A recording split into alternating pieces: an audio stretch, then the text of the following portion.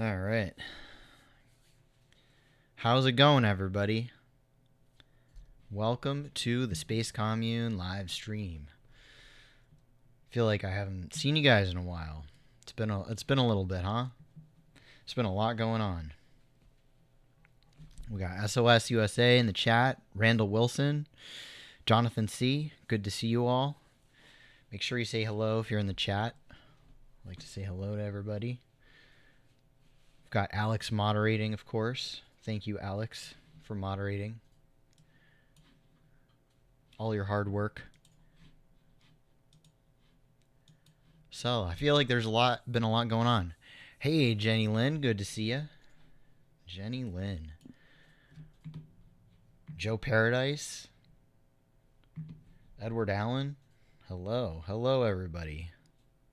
What is up? What is up? There's been so much going on lately, huh? Balloons, UFOs, explosions, mosquito swarm has been going on. Yeah, I mean, gosh, what else is going on? What is the thing the rail cars that just blew up in the crash and blew up in Ohio, right? Carrying PVC, and now there's this like giant cloud, an environmental disaster. Crazy stuff going on right now. Fast moving indeed, yes. It has been wild.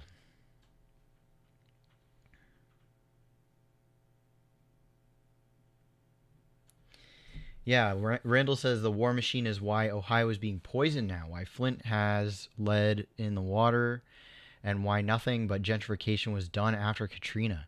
Yeah, I think there's a lot of truth in that. I think that we are run by a government and by an oligarchy that does not care about us, right?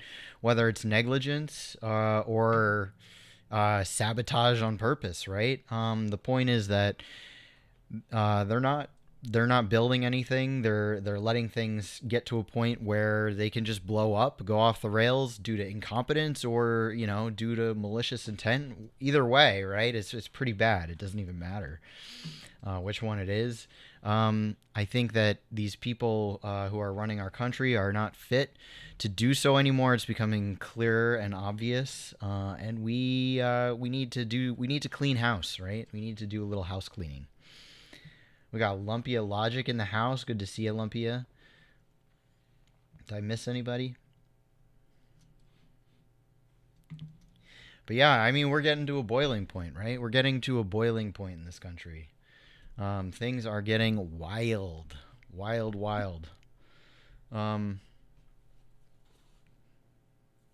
Yeah, and this war in Ukraine, I think people are getting sick of it. I think people are getting real sick of it. I mean, it's one thing to be Ukrainian and be part of this terrible meat grinder for people who don't give a shit about you. It's another thing, for us Americans. Now we're sitting here, and all our tax money is going to feed this Nazi war machine. When it could be building better rail transportation for volatile chemicals, right? Or housing, or highways, or high-speed rail, right? But no, we got to send all of our money to Ukraine, to the neo-Nazis in Ukraine that are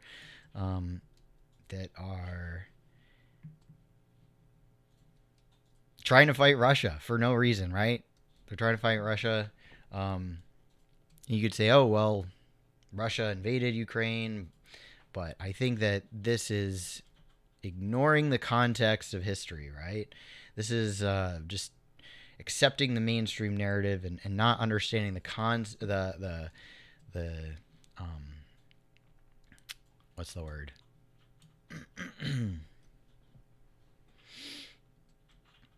Can't think. My brain's not working yet. But yeah, I mean, we have to be able to understand where we are in history, what has happened before, what led to the conflict in Ukraine, and where we are now, right? It's not like Russia, this they like to explain it away as Putin is just, he's some maniacal guy who's out to take over the world, which is it's cartoon brain, right? It's cartoon brain. But yeah, so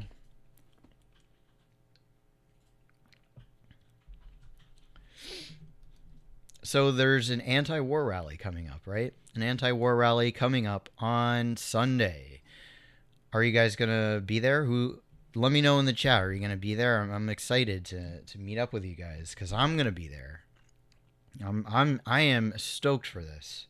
This is well beyond past due to have this anti-war rally in the U.S. Against the war in Ukraine, against these conflicts that are ramping up. We don't nobody needs this. Nobody wants this. We want peace. We want development. You wish you could be there so bad. Well, I think after this rally, there's going to be more rallies. I think this is just a starting point. We listened last night to Nick Branna on a podcast with Diane Sayre, and he said something that was important on that. He said that this is just the beginning, right? That this is to kick things off, and there's going to be more and more of these rallies coming up, which is great. It's not just a one-day thing. So there's going to be sister rallies. There's going to be more rallies, and I've been thinking a lot this week. I've noticed a lot this past week or so that things are really ramping up as far as like the rhetoric against this event, right? There's a lot of people coming out and critiquing this event and saying, the people who are organizing this are not perfect and they don't subscribe to my political ideology. Therefore, we shouldn't talk to them, and which is ridiculous, right? Being anti-war is for everybody. It is literally a bipartisan issue. War is not good for anybody. And this is war. Being against war is something that is an opportunity to bring everyone together, because who benefits from war? Nobody except the absolute cream, the top elites, but they don't even benefit, right? They they do it as a way to fight other people to maintain their position, right? As the people at the top who restrict everything and make sure that they can stay in control and everyone else stays below them, right? But being against war is something that benefits literally all of humanity. So it is the one issue that we should come together on. And I was going to rail against some of the people who are opposed to this this event that's going on this week, and and really say like this is bullshit. But you know what, they're having their own event, and I think that's great. Have your own event. If there's a anti-war rally and there's people going to it that you feel like, oh my god, I just can't be around these people and they're bad and they're wrong, make your own event. Fine, good. The more anti-war events we have, the better. Good. Make your own event. I'm so glad. The people's what is this called? The Answer Coalition. The Answer Coalition and Code Pink. Good. Have your own thing. I'm all for it. I stand in solidarity with you, and I hope you stand in solidarity with me, and the whole world stands in solidarity, right? Because you're either pro-war or you're anti-war, right? You're either pro-war or you're anti-war. There's no such thing as like critiquing an anti-war movement, because who's on the other side, right? If you're an anti-war movement, then you're pro-war, and that's it, right? I know a lot of people try to say, well, you're too pro-Russia. You're too pro-Russia, and that's why you're pro-war. But like I was saying before, you have to understand the context within which this conflict started, right? Russia wasn't just like, we're just going to start a war to be big bullies, which is what the mainstream news wants you to think, is that Putin is just a crazy guy who's going into Ukraine and just trying to take over the world, like it's Pinky in the Brain, right? You know, you guys remember that show, Pinky in the Brain, where every night it was like two cartoon mice, and there was like a evil genius one and like a stupid one who's his sidekick. And every night he'd be like, Pinky, or he'd be like, Brain, what do you want to do tonight? And the evil genius mouse would say, same thing we do every night, Pinky. Try to take over the world. And this is like how people see like Putin, right? With their cartoon brain, they think that it's Pinky in the Brain. But no, I mean Putin. So the area that's on the border of Ukraine and Russia, the Donbass, people were, you know, a lot of ethnic Russians there, because Ukraine used to be just a part of Russia, right? And these people were getting murdered by neo-Nazis, that were installed basically when we helped, not we, but like our government helped coup their government, the Ukrainian government, and install, fascist puppet government. And this has been a real problem, and this has been widely reported in the mainstream. I'm not even that smart or savvy about geopolitics, but you can literally look this stuff up in the mainstream. But then all of a sudden, once this conflict started, social media clamped down and said, no, you can't share this well-known information. And this is how they keep people from standing up and protesting, which is what we're gonna do anyways. They can't stop us. We're gonna do it anyways. But this is what they're trying to do, is to the last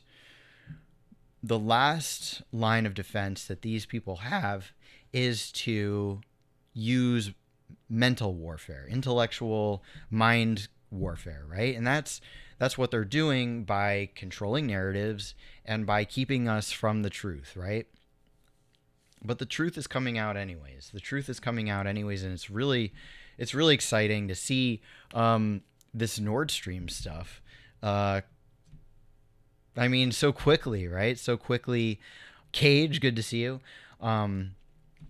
This only happened in October, right? So that's only like 4 months ago or something. So it's great to like see the truth come out so quickly. It's still getting ignored by a lot of people. I gotta say, I'm very disappointed, extremely disappointed to see all of my energy friends, my pro-nuclear friends, totally ignore this, totally ignore this information that just came out about how actually Biden wanted to blow up the pipeline. They're not interested in this at all, and that's a shame. And I hope that they do come around, because we have to look at the truth in order to analyze the world, and in order to understand who's on what side, right? If you can analyze the world, you can very quickly see that Russia is on our side. Russia is on the side of the American people, because we have the same enemy. We have the same enemy, which is our parasitic government, which does not work for us, does not operate on our behest, but operates on the behest of an oligarchy, and a global oligarchy that is trying to keep the entire world down, and keep us from growing with degrowth, and they're just total parasites, right? And Russia and China are leading the way to bring about a new world order that doesn't operate according to what these people want, right?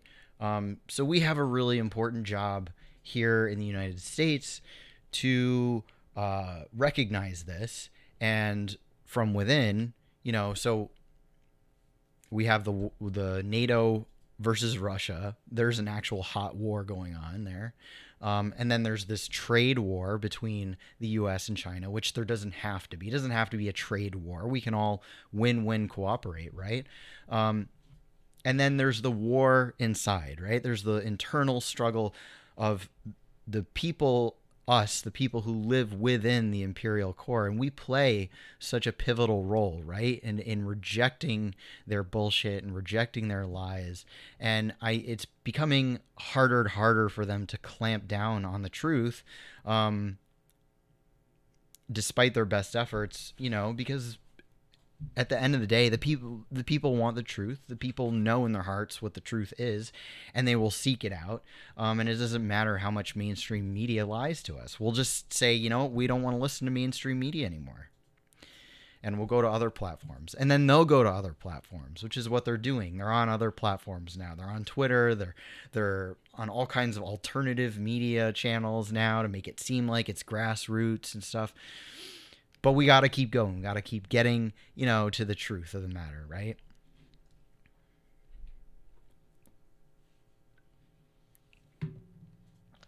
So tonight we're gonna walk through some stuff here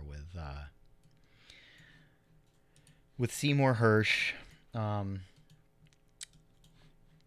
So this first section tonight, I want to discuss Seymour Hersh and his background and why he's important, and why we should put a lot of weight behind what he has to say, right?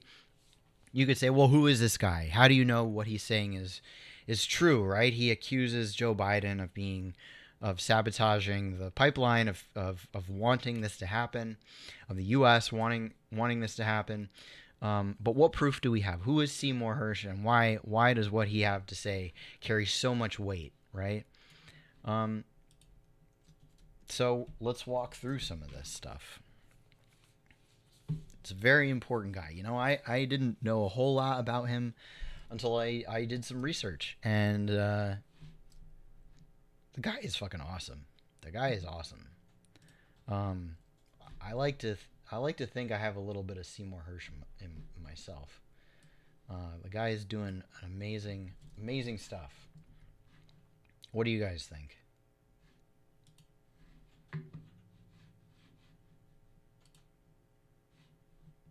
Yep. You talking about the My Lai massacre? Is it My Lai massacre? I'm probably pronouncing it wrong, but that's actually the first thing we're going to talk about here.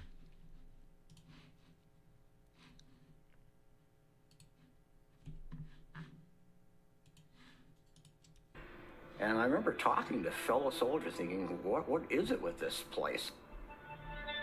And then about 3/4 of the way through my tour in Vietnam, the story of the My Lai massacre broke in the States. So do you guys see that? Seymour Hersh. Is it sound okay? Okay, good. On November 12th, 1969, the Dispatch News Service in Washington moved a story by investigative journalist Seymour Hersh. 20 months earlier, on the morning of March 16th, 1968, 105 men from a rifle company belonging to the Americal Division and led by Captain Ernest Medina and Lieutenant William Calley had been ordered to helicopter into the village of My Lai 4. Since arriving in Vietnam, they had lost 28 men to mines and booby traps and unseen snipers. 2 days earlier, a popular squad leader had been killed. They had been told a unit of Main Force Viet Cong was waiting for them, and they were eager for revenge.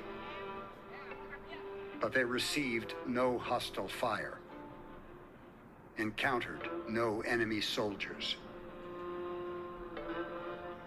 Instead, over the next 4 hours, Medina, Calley, and their men murdered 407 defenseless old men, women, children, and infants. So brutal shit, right? This is from a Ken Burns documentary, the Vietnam War, which I haven't seen, but it looks pretty good. Brutal though. I mean, so what did they just say? That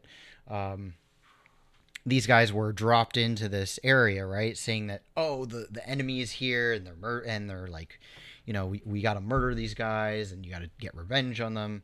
But they weren't, right? And these guys ended up just massacring innocent men, women, and children. So already we can see this pattern, right? Of there's lies, right? Lies manufactured by our military industrial complex, by our government to justify uh, brutal things. So here's the first example of Seymour Hersh daylighting something, daylighting an extreme war crime, right? An extreme shame and war crime. This is I can only imagine how hard it was to publish a story like this, right? To come out with the truth, how many people were trying to hide this, right? So that's really important. The next one that's really important that we'll talk about is Abu Ghraib. I don't know if you guys remember Abu Ghraib. This was like really all over the news when I was like in my early 20s, in the early 2000s. When was this from? Yeah, 2004. And you remember the picture of the woman who was like had the cigarette, and she's like pointing handguns at they tortured and did all this like weird shit to prisoners of war. And so here's another story that Seymour Hersh daylighted to the public. Very, very important story that exposed what was going on in these other countries that we were supposedly at war with, right? But more images keep on emerging. The New Yorker magazine just released a series of photos showing what appears to be dogs attacking a naked Iraqi prisoner.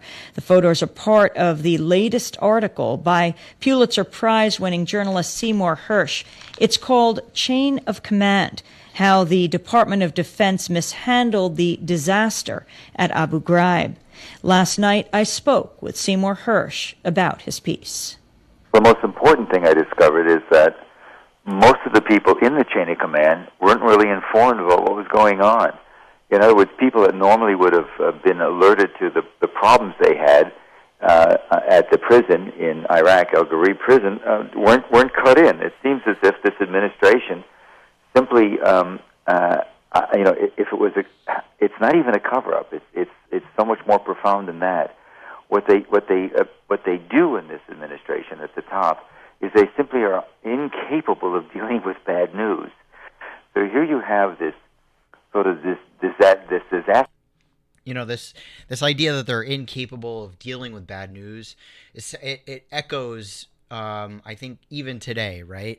With this disaster, with the train blowing up, and now we have this all this PVC chemicals going into Ohio, right?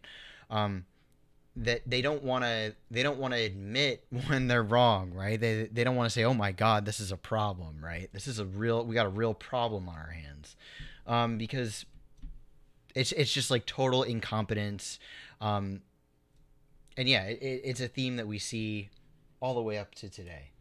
After this event come forth, somebody comes up with the photographs, and it's clear that if this young man and one of the military policemen at the prison hadn't decided this was wrong and hadn't gone into the authorities there, I think January the 13th of this year, with the photographs, if he hadn't had the videos or the discs, everything would still be exactly the way it was. The Janis Karpinski, the general who ran that brigade, would still be doing it, and the abuses probably would still be going on. But he had the video, and so they had to act. And so it gets briefed into Washington, and here you have this sort of amazing freight train coming down the road from January. Freight train, huh? There's parallels there, huh? Yeah, I mean, it's horrible. It's horrible stuff, horrible torture that they did to these people. And it continues. Let's keep going with this stuff, right? Next one we'll talk about is Assad, right? There's this whole controversy around sarin gas, how Assad was poisoning his own people with sarin gas, and this was the justification, right, for going to war, for doing all kinds of terrible military interventions. And again, Seymour Hersh, here he is on CNN, and the way he's treated is just sort of, carefully, just kind of, well, maybe what he says is true. We don't endorse any of this. And I think here's where you start to see where the media has really kind of, they have to, they don't know how to handle this guy, right? Because he's got this much credibility, so they can't just totally ignore him, but they kind of have to acknowledge him and then contextualize it within their own media sphere. Whereas now, up to this point, now we'll see that Seymour is just, he's not acknowledged at all on the mainstream media, but we can kind of see the trajectory here, right? Of this guy who has a career, a solid career of daylighting things that prove to be terribly true, terrible things that prove to be true. Put together, the basic real point that I make is that we know, and we've known since spring, that the most radical jihadi, if you will, opposition group, rebel group, al-Nusra, we're talking about serious Salafists, Wahhabis, what you will, had access to sarin. There was a lot of intelligence reporting about it. The White House can say anything they want about it, but that is a fact, that they had access to sarin. So when the incident took place, the one thing they didn't do is they didn't consider the possibility that al-Nusra could have been one of the people that involved. They went right away to the notion that it had to be Bashar, and the world's press went with them, including the American press, and in fact, they didn't have much of a case. It will not surprise you to hear that the White House is strongly disputing your report. We received this statement from the Director of National Intelligence, spokesman Sean Turner. Quote, "The intelligence clearly indicated that the Assad regime, and only the Assad regime, could have been responsible for the 21st August chemical weapons attack. There's no evidence to support Mr. Hersh's claims to the contrary, and the suggestion that there was any effort to suppress intelligence is simply false." He added to me separately when I said, well, what about this report that Hersh talks about, the CIA report, or this Joint Chiefs looking into whether or not what they should do if there's a contingency to send troops there? They said, as of December 9th, this is Turner again, 2013, no U.S. intelligence agency assesses that the al-Nusra Front has succeeded in developing a capability to manufacture sarin. That's contradictory by what the intelligence they have. And that happens. I mean, this is an embarrassing thing for a president of the United States. If somebody is saying, look, I've got no problem with Obama, I voted for him, I think he's as good a president we're going to have and bright, but the fact of the matter is he did not have a case. There's no suggestion anybody in the government has made that we had any information about the president of Syria, Bashar Assad, have any direct role. They've never alleged that, although it's always called Bashar did this, Bashar did that. It's uncomfortable to say it. It's against the stream, but the reality is that inside the American intelligence community, this particular handling of the issue has been causing an awful lot of trouble. The United Nations High Commissioner for Human Rights told reporters in Geneva last week. So, I mean, again, he says it's embarrassing, right? It's embarrassing for these people when the truth comes out. And who knows, right? Who knows if Obama just got bad information and he just acted on this bad information. We will probably never know the truth, right? But somebody made the call to pursue this stuff based on information which Seymour Hersh later daylighted as not totally true, right? As contradictory. And this is it's either intelligence incompetency or there's malicious intent, right? And it doesn't really matter which one it is, because either way, they're fired, right?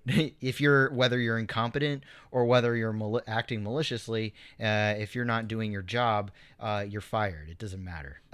So we need to fire these people. We need to clean house in our own government that is manufacturing, that's literally lying to the public to justify all this bullshit.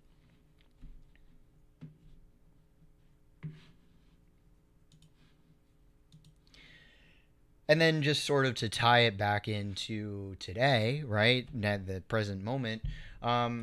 So this says, on December 22nd, 1974, the New York Times published a report by investigative journalist Seymour Hersh Huge CIA operation reported in the U.S. against anti-war forces, other dissidents in Nixon years.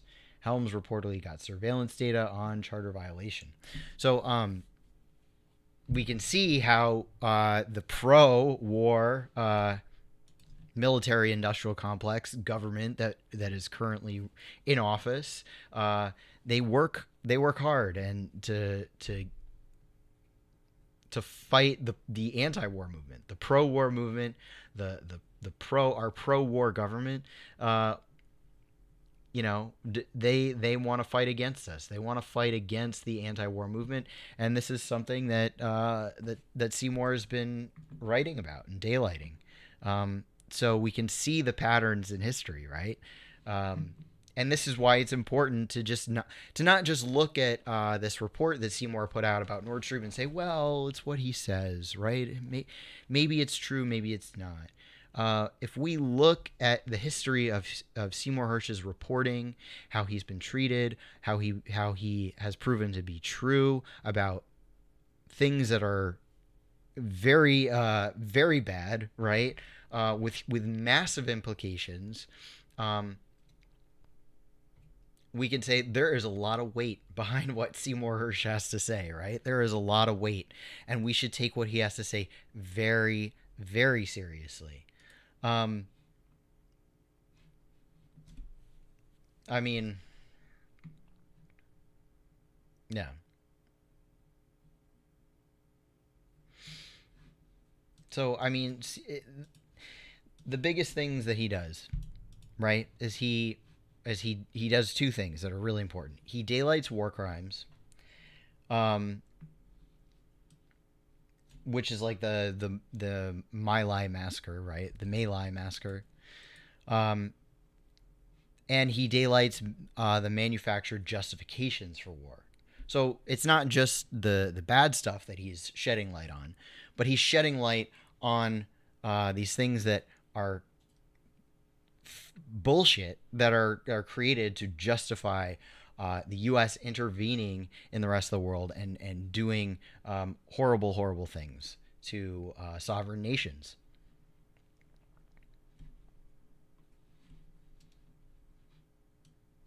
So, I mean, when this story broke, I was like, well, yeah, of course.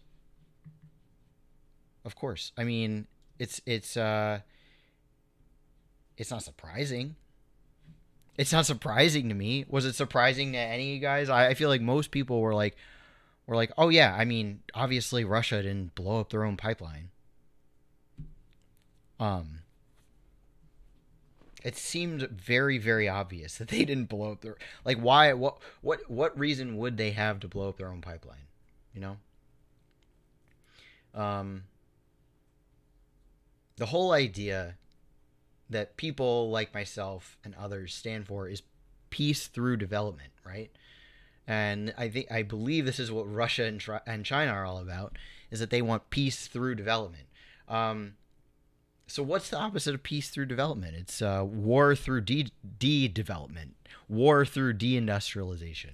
And blowing up pipelines is exactly what the degrowth, deindustrial, bourgeoisie, oligarchy are trying to do. The financial elites, right? The parasitic class. They want to blow up infrastructure. They want to reduce people's energy consumption. This picture of Joe Biden holding a book, yeah, it is Photoshop, but I mean, it's nail on the head, right? How to Blow Up a Pipeline by Andreas Malm. Andreas Malm is a Verso-Loft Jacobin leftist who promotes degrowth and promotes rewilding the earth and getting rid of an industry and blowing and eco-sabotage. That's what blowing up pipelines is all about. It's called eco-sabotage, and it's something that this group of people has been doing for a long time. You can Google the Monkey Wrench Gang, people like Edward Abbey. This is what they're all about. They're about And they do it today too. You'll see environmentalists do this all the time. They'll go, this is, so the Dakota Access Pipeline, right? There's a great example of people sabotaging infrastructure. In the case of the Dakota Pipeline, they prevented it from getting built. But what they love to do also is blow shit up, prevent things from getting built. That's their MO. This is how they operate. This is how they prevent things from being built, because they believe in Gaia worship. They're Gaia worshipers, and they believe that human beings are parasite on the planet, and that we're killing Mother Gaia, and that the more stuff we build up, the more we're going to kill the planet, and the more of us that exist on the planet, will overpopulate and overwhelm the earth. So that what they do to prevent that from happening is they blow up pipelines. They blow up infrastructure. So it's perfect that these people who helped Joe Biden get elected, these Democrats and leftists and DSA people, of course, it makes perfect sense, poetic justice that they would blow up this pipeline, which is literally an act of war here. And who's going to suffer from this is Germany, right? Russia is not going to suffer from this, but obviously what they're trying to do is destroy any opportunity for Germans, the Germany and Russia, to build any kind of peace through solidarity and development, right? That's the whole point, right? Is to orchestrate these divide and conquer, right? Divide and conquer tactics of geopolitical warfare. And the U.S. wants to keep Germany on their side, right? I shouldn't even call it, I should call it the Anglosphere, the West, right? Because it's not just the U.S. It's the British. It's pretty much the British. I should just say the British. And that's why we got to have another revolution. Kick those guys out again. So, when this story came out, it's funny, actually. I think the first or second, I think it was like one of the first or second streams I did, live streams, I talked about this, and I went back to see what I said, and I basically just brushed it off as like, yeah, obviously the Russians didn't blow up their own pipeline, but now we have the actual facts from Seymour, we have every reason to believe what he has to say, right? Very extremely credible person. So if you haven't read this story yet, what are you doing? You got to read it. But if you haven't read it yet, I highly recommend reading it so you can understand what happened. I'm not going to read the whole thing, obviously, but I will just read a few story beats just so we can get on the same page with it, in case anyone hasn't read it yet. But you can find this on his Substack. Just Google like Seymour Hersh Substack. You'll find it pretty easily. But it's funny too. He's writing on Substack now. I guess Substack's the place to be, huh? So last June, the Navy divers operating under the cover of a widely publicized midsummer NATO exercise known as Baltops 22 planted the remotely triggered explosives that 3 months later destroyed 3 of the 4 Nord Stream pipelines, according to a source with direct knowledge of the operational planning. So what they did was they did a NATO exercise early in the summer, or midsummer, I should say, to do these sort of underwater exercises, right? And that was kind of the cover for doing this covert mission, which was to plant explosives that could be detonated at a later time. Biden's decision to sabotage the pipelines came after more than 9 months of highly secret back and forth debate inside Washington's national security community about how to best achieve that goal. For much of that time, the issue was not whether to do the mission, but how to get it done, with no overt clues as to who was responsible. So they tried really hard to make it seem like, oh, nobody will know that it was us. But I mean, anybody with a brain, anybody with a freaking brain could tell right away. Although, there's a lot of sickos, too, who just believe whatever mainstream narrative, too. So, as long as Europe remained dependent on pipelines for cheap natural gas, Washington was afraid that countries like Germany would be reluctant to supply Ukraine with the money and weapons it needed to defeat Russia. So, here's the motive, right? As long as Europe remained dependent on the pipeline. So this is why we say peace through development, right? If you develop your infrastructure and you have trade and you have common interests with other countries and you work towards building and developing your countries together and have these connections, you're less likely to blow up their shit or go to war with them or whatever, right? Because your fates are now tied together. It's like when you get married, right?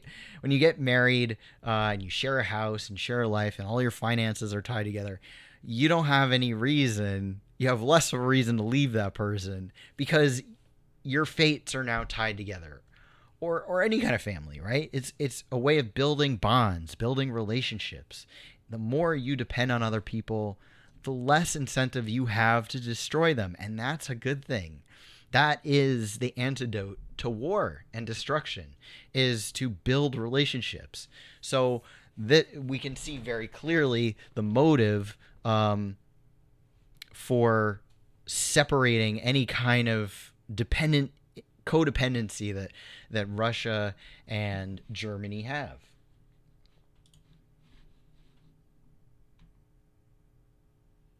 I feel like there was another part of this article that I wanted to bring up, but I can't remember. It's really good. It goes in depth. There was something about this that I was going to bring up. Anyways, I'll continue.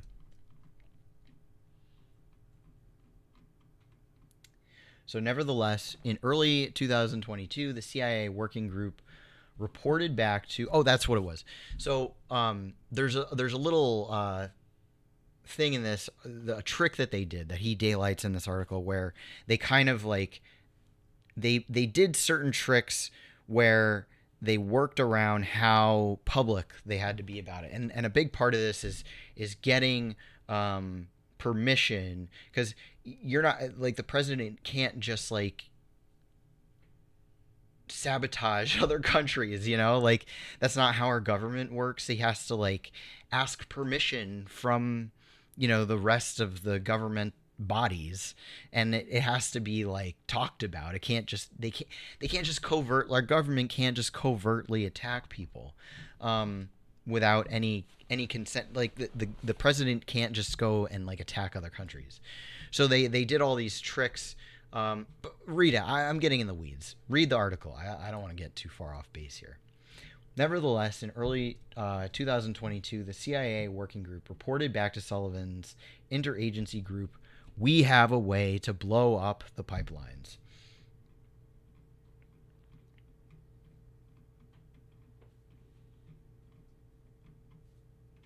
Here's a nice little map. You can see a lot of this has to do with Norway and how Norway was complicit in this. It's a lot of details in this. It's really, really good. Really good read. So, in the immediate aftermath of the pipeline bombing, the American media treated it like an unsolved mystery. Russia was repeatedly cited as a likely culprit, spurred on by calculated leaks from the White House, but without ever establishing a clear motive for such an act of self-sabotage beyond simple retribution. I mean, and that speaks to they think that we're stupid, right? They think that we're stupid and will believe any bullshit reason. And this is why, they treat us like children. They pump these Marvel movies out so that the way your brain thinks is like a cartoon. You're in this forever cartoon childhood state where they say, "Oh, it's the meanie bad guys. Don't think about any kind of motivation. Don't think about any kind of material reality, any kind of, they're the meanie bad guys, and that's all you have to know, and just swallow it and don't even think about it." A few months later, when it emerged that Russian authorities had been quietly getting estimates for the cost to repair the pipeline, the New York Times described the news as complicating theories about who was behind the attack. No major American newspaper dug into the earlier threats to the pipeline made by Joe Biden and Undersecretary of State Newland.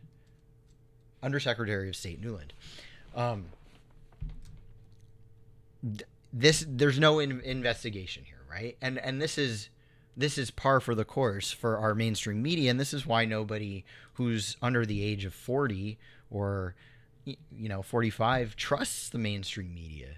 Maybe even 50 at this point, right? How old are the Xers? I feel like it's the boomers are the last generation that actually trust the mainstream media. But everybody younger than that, I feel like people are like they're full of shit. So I mean, some Xers are kind of dumb. Some Gen Xers are kind of dumb. But like nobody believes the mainstream media because they don't investigate shit. Our media is so screwed up. It's so screwed up. And they don't investigate because and you can't even blame it on individuals, right? I mean, you can say, hey, how do you sleep at night, right? How do you sleep at night knowing that you're contributing to the war machine and brainwashing your fellow Americans? But at the same time, I mean, people have to make a living, right? They have to just live their lives. So it's tough. It's tough. But it's true. It's true. You could see the consent being manufactured in real time with this stuff. And we'll go over some clips in a minute just to hit it home. Oh, that's all we got. So let me just show you guys a few clips that are pretty great.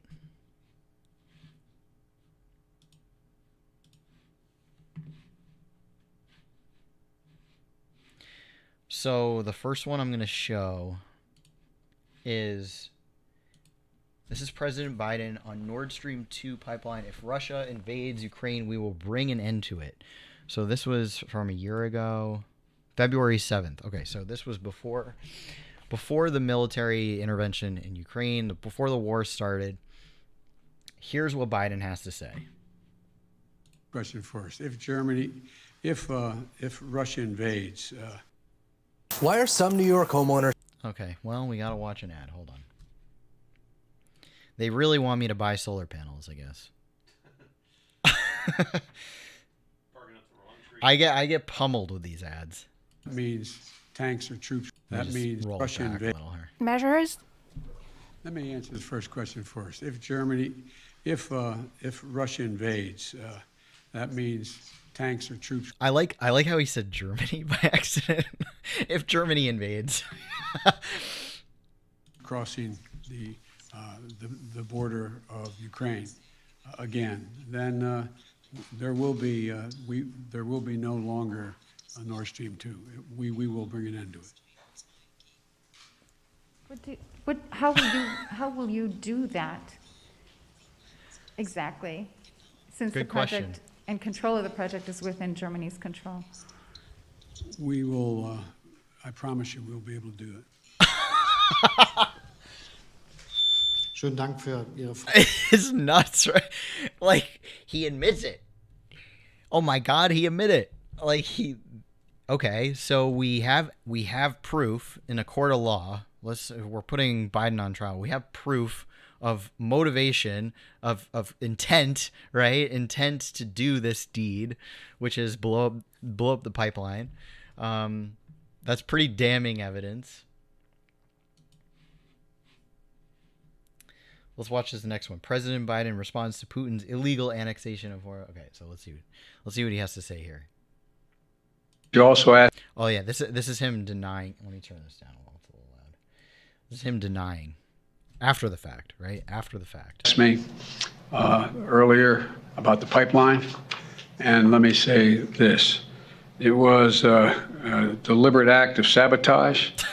And now the Russians are pumping out disinformation and lies. We're going to work with our allies to get to the bottom of precisely what happened. And at my direction, I've already begun to help our allies enhance the protection of this critical infrastructure. And at the appropriate moment when things calm down, we're going to be sending divers down to find out exactly what happened. We don't know that yet exactly, but we're not, just don't listen to what Putin is saying. What he's saying we know is not true. Wow, yeah. I mean, so, oh God.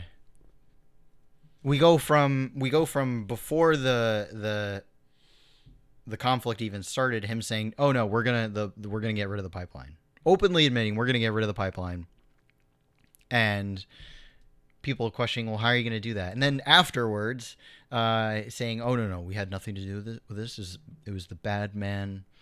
It was bad man Putin. Putin, bad man. He is evil. He has no motive. He has never said he wanted to do this. He is now repairing it. I have said myself that I wanted to get rid of it, but no, it's Putin." I mean, do you guys have like boomer relatives? Like, how do they like? I think they're just checked out. I don't even know. How can you watch this stuff and even believe it? Or this one's a little silly. Or he'll just totally ignore it, right? So here, we'll watch this clip. Is Russia responsible for the rupture of the Nord Stream pipeline? Let's stick with this, okay? It's an important international issue. There's a lot of important international issues, but we're here to talk about America. Okay, thank you. They just distract him with ice cream. Biden is a fucked up guy, isn't he? Because I mean, if you watch any earlier clips of him when he was still when he was still competent, he was just pure evil. He's just a pure evil guy. Now he's just sort of like, maybe that's why the public has softened on him to the point where he can actually be a sitting president, because he's just old and demented and stupid, and they're like, oh, they like feel bad for him or something. But terrible guy. I'm gonna play this Tucker segment because Tucker did say. This is a pretty base segment about the whole thing. Nuland, who was the driving force behind the war in Ukraine, helped start the war in Ukraine, in January threatened to blow up the Nord Stream pipelines so that Russia couldn't send gas to Europe. Remember this?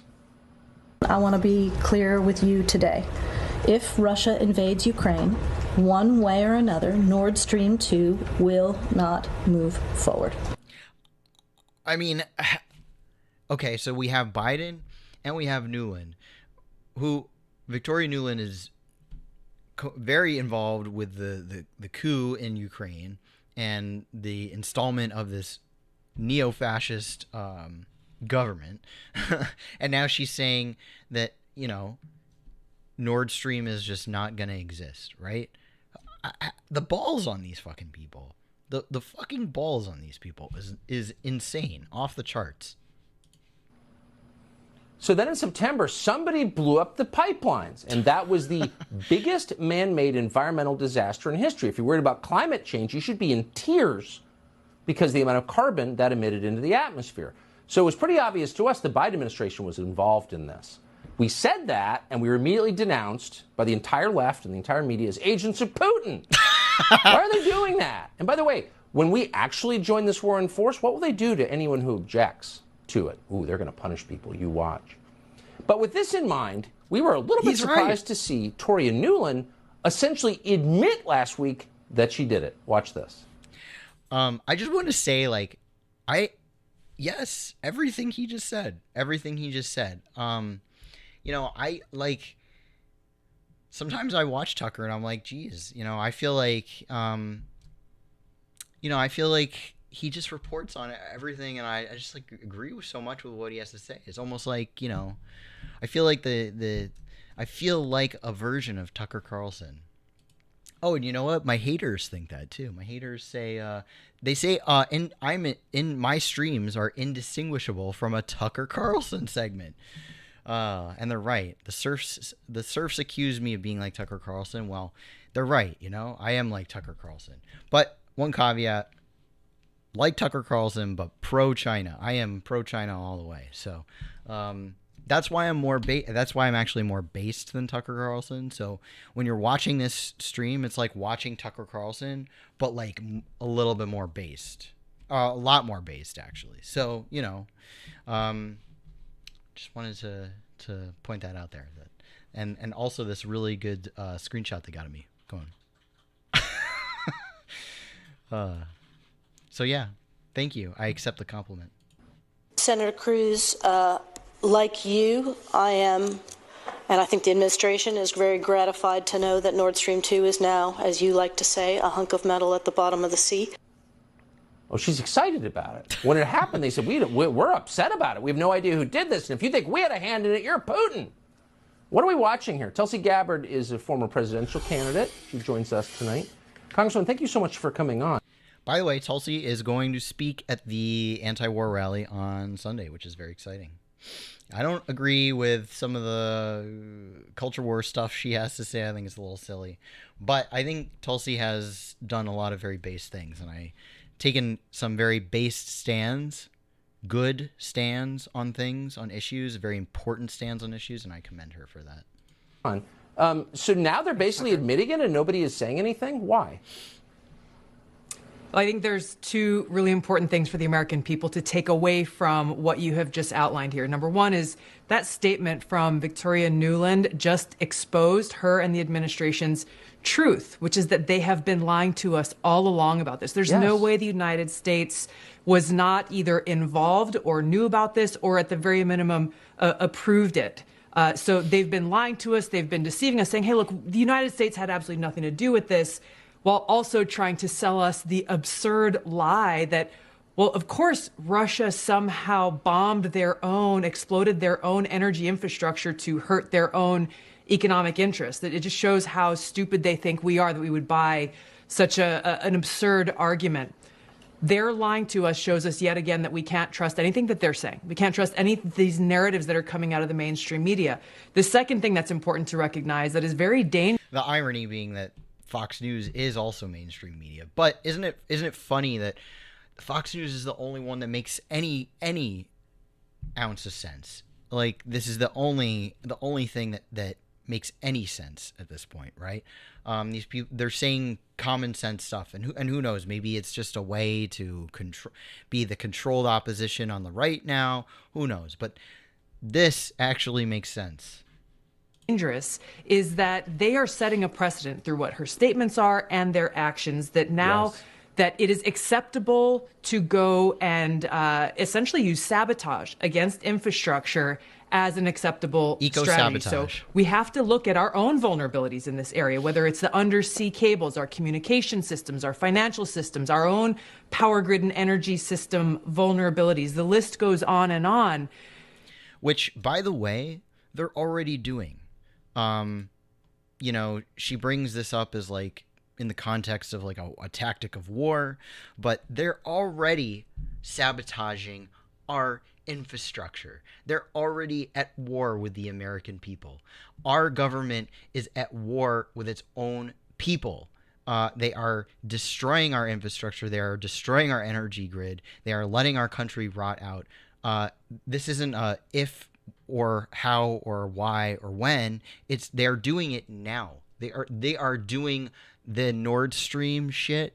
They are doing that to our country, our own country. They are letting this country go derelict and defunct and rot out, and they are preventing new infrastructure from being built, and they're destroying existing infrastructure. They're shutting down nuclear plants that provide cheap, clean, abundant, safe energy. They are already doing this. What they did to the Nord Stream pipeline, they are already doing to the United States. But we don't see it as a war. We don't see it as a war. They're at war with us. They're at war with us. The argument is very clear. Hey, look, if it's okay to go after and bomb and destroy Russia's oil and gas infrastructure, why would it not then be okay for someone else to come and attack our own, exploit our own vulnerabilities here? So this is the position that the warmongers in Washington have put us into, we the American people, all in the name of saying, hey, we're doing this to protect you. We're trying to protect democracy. but their actions are making us less safe and undermining our democracy, because we cannot have a functioning democracy if we can't trust what our leaders are telling us. Well, and they don't care about democracy at all. But mark my word. No. Anyone who calls them out on their lies, they've already denounced you, for example, as a disloyal American who serves our country in uniform. If this war accelerates, they will go after you and everyone else who's called them on their lies. Just true. They're already That's where it's up to the American people. We're the only, like, where is their hope? The hope lies in our hands to get rid of throw these lying, warmongering politicians out of office and stop listening to the crap the mainstream media and big tech is putting out, and take a stand for the truth for our country and for our security and freedom. Exactly. She's right. She's 100% right.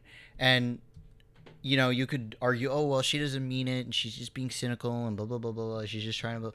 I don't care. She's saying it, and I support it. You know what? It's the truth. If you speak the truth, I support what you have to say, because I don't just follow blindly this person or that person and whatever they say.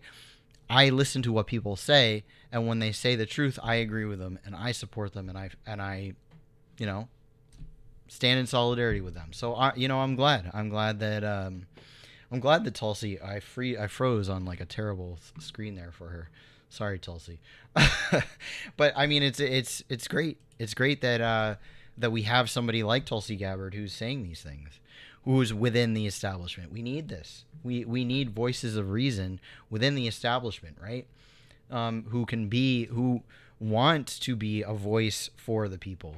And that it's a hard job. It's a hard job, and a lot of people might fail at it, right? Or they might not do a perfect job. But that's the goal, right? Is to have somebody who represents the people. So, you know, like I was saying,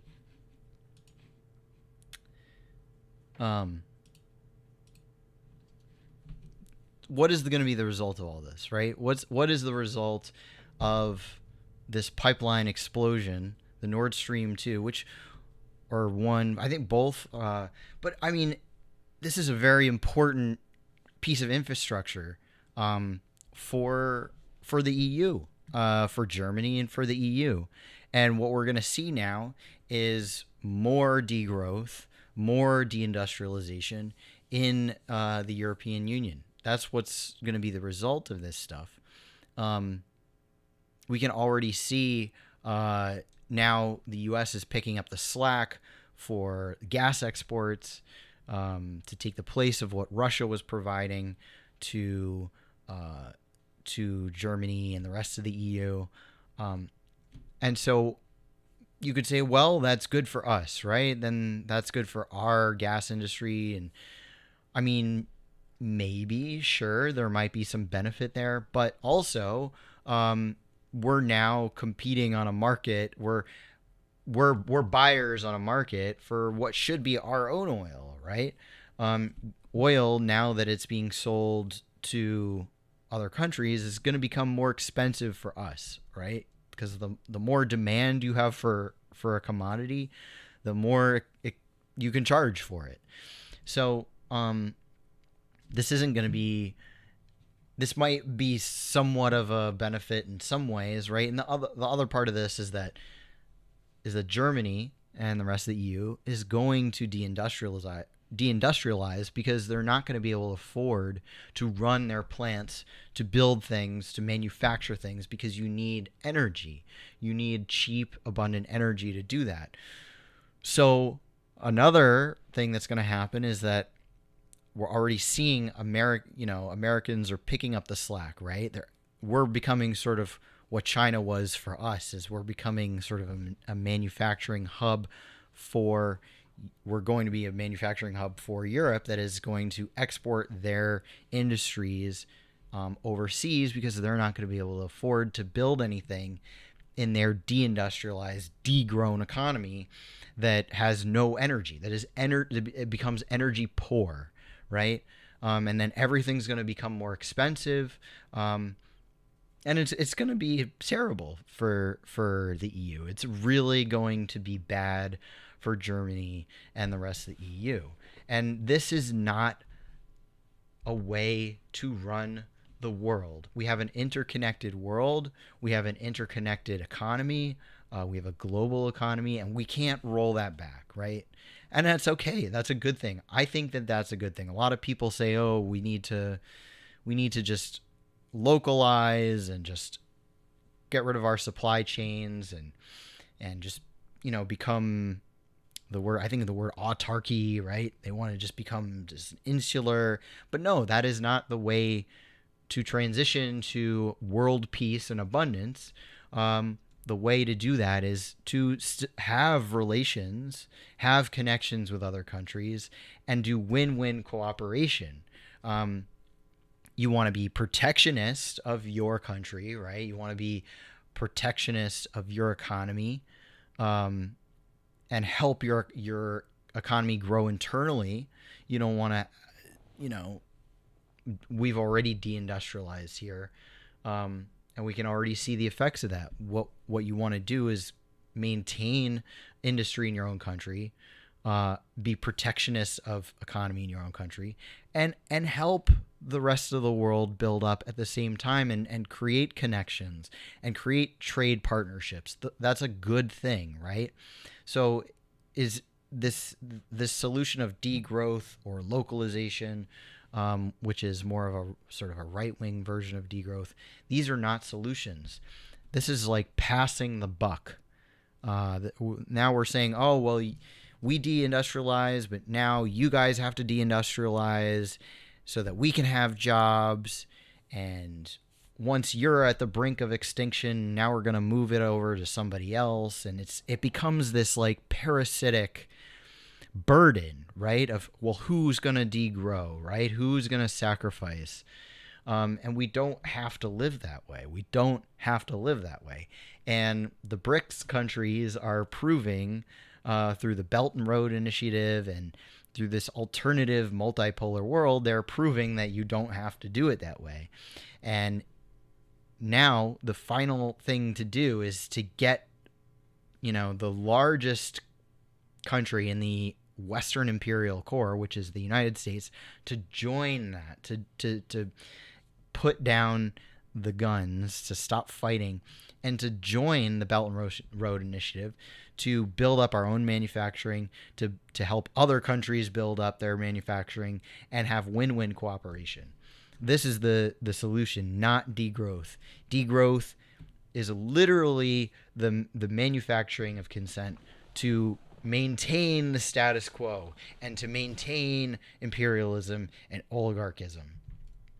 And it's literally Hitlerite. It's a way to hold back human progress, keep people poor, keep people, in poverty and dying and sacrificing themselves for Mother Gaia. It's terrible. It's horrible, terrible stuff. And we need to reject degrowth at any moment it's presented to us. It's not the answer, but we're gonna see Europe go through a pain period of degrowth for a while, and I feel bad for the Germans. I really do. But the Germans have to revolt too. They have to. Maybe we'll lead the way as Americans, but maybe they can follow suit.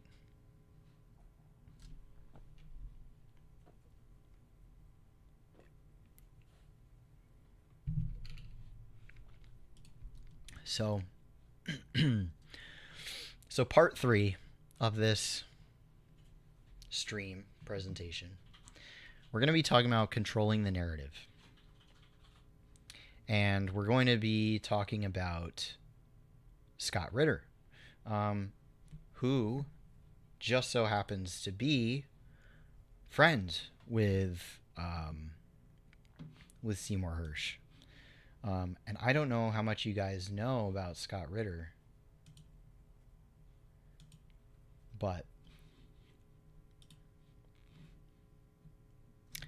I'm skipping ahead.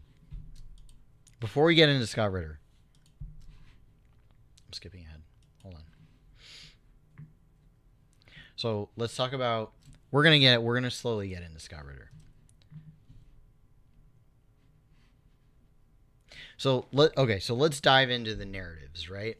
So let's dive into these mainstream narratives that we can see on display by some of the most putrid idiots on Twitter, social media, who repeat talking points of the mainstream narrative, right? Even though there's plenty of objective information, if you have two fucking brain cells to rub together, you can see with your own two eyes what the hell's going on. But there are still people who don't want to believe it, right? So here's this guy, just some random guy, 500. He's just some random guy, but he's arguing. He says, "You are wrong on the facts. You and your Assad apologists cited Seymour Hersh and Scott Ritter, who are disgraced liars and frauds. The truth will win out in the end," which is true, but he's wrong. Even if it takes all our lives to show the horror Assad has done to Syria and to honor the countless victims. And so the truth does eventually come out, right? The truth does eventually come out. And here we have, so this was 2018. The Assad thing, I think, first came up in 2015. So a year later, we get the story. Yeah, post glows so hard. I mean, maybe, who knows? I never know if people are like it's a CIA agent literally like sitting there arguing, saying shit, or if it's people who are just so brainwashed by the mainstream. It probably doesn't even make a difference. It's like a, yeah, you're an Assad apologist. Me too. So I mean, here we see explosive leaked email claims UN watchdogs report to alleged poison gas attacks by Assad was doctored. So was it to justify British and American missile strikes in Syria? I mean, there you go, right? A leaked email last night dramatically indicated that the UN's poison gas watchdog had butchered and censored a critical report on the alleged chemical attack in Syria. If substantiated, the revelations will be severely embarrassing for Britain. Again, it keeps going back to this. They're embarrassed. They screwed up. Oopsie. Embarrassing for Britain, France, and America, which launched a massive military strike in retaliation without waiting for proof that chemical weapons had actually been used. So, I mean, that's the thing with the narrative, right? When they have control of the narrative, they can convince lots of people that the truth is literally right in front of your face, but you don't believe it. It's not the truth, and they can spin up all this magic, right? This media magic to make people believe, to dull people's ability to think for themselves. And then the truth finally does come out. But, I'm sure this guy, did he apologize? Does he say he's wrong? Who knows? Who knows? Who cares, right? The damage is done. The smear was done, and that's that. And that's how they keep getting away with it. How do they keep getting away with it? Well, that's how. They smear. They're smear merchants.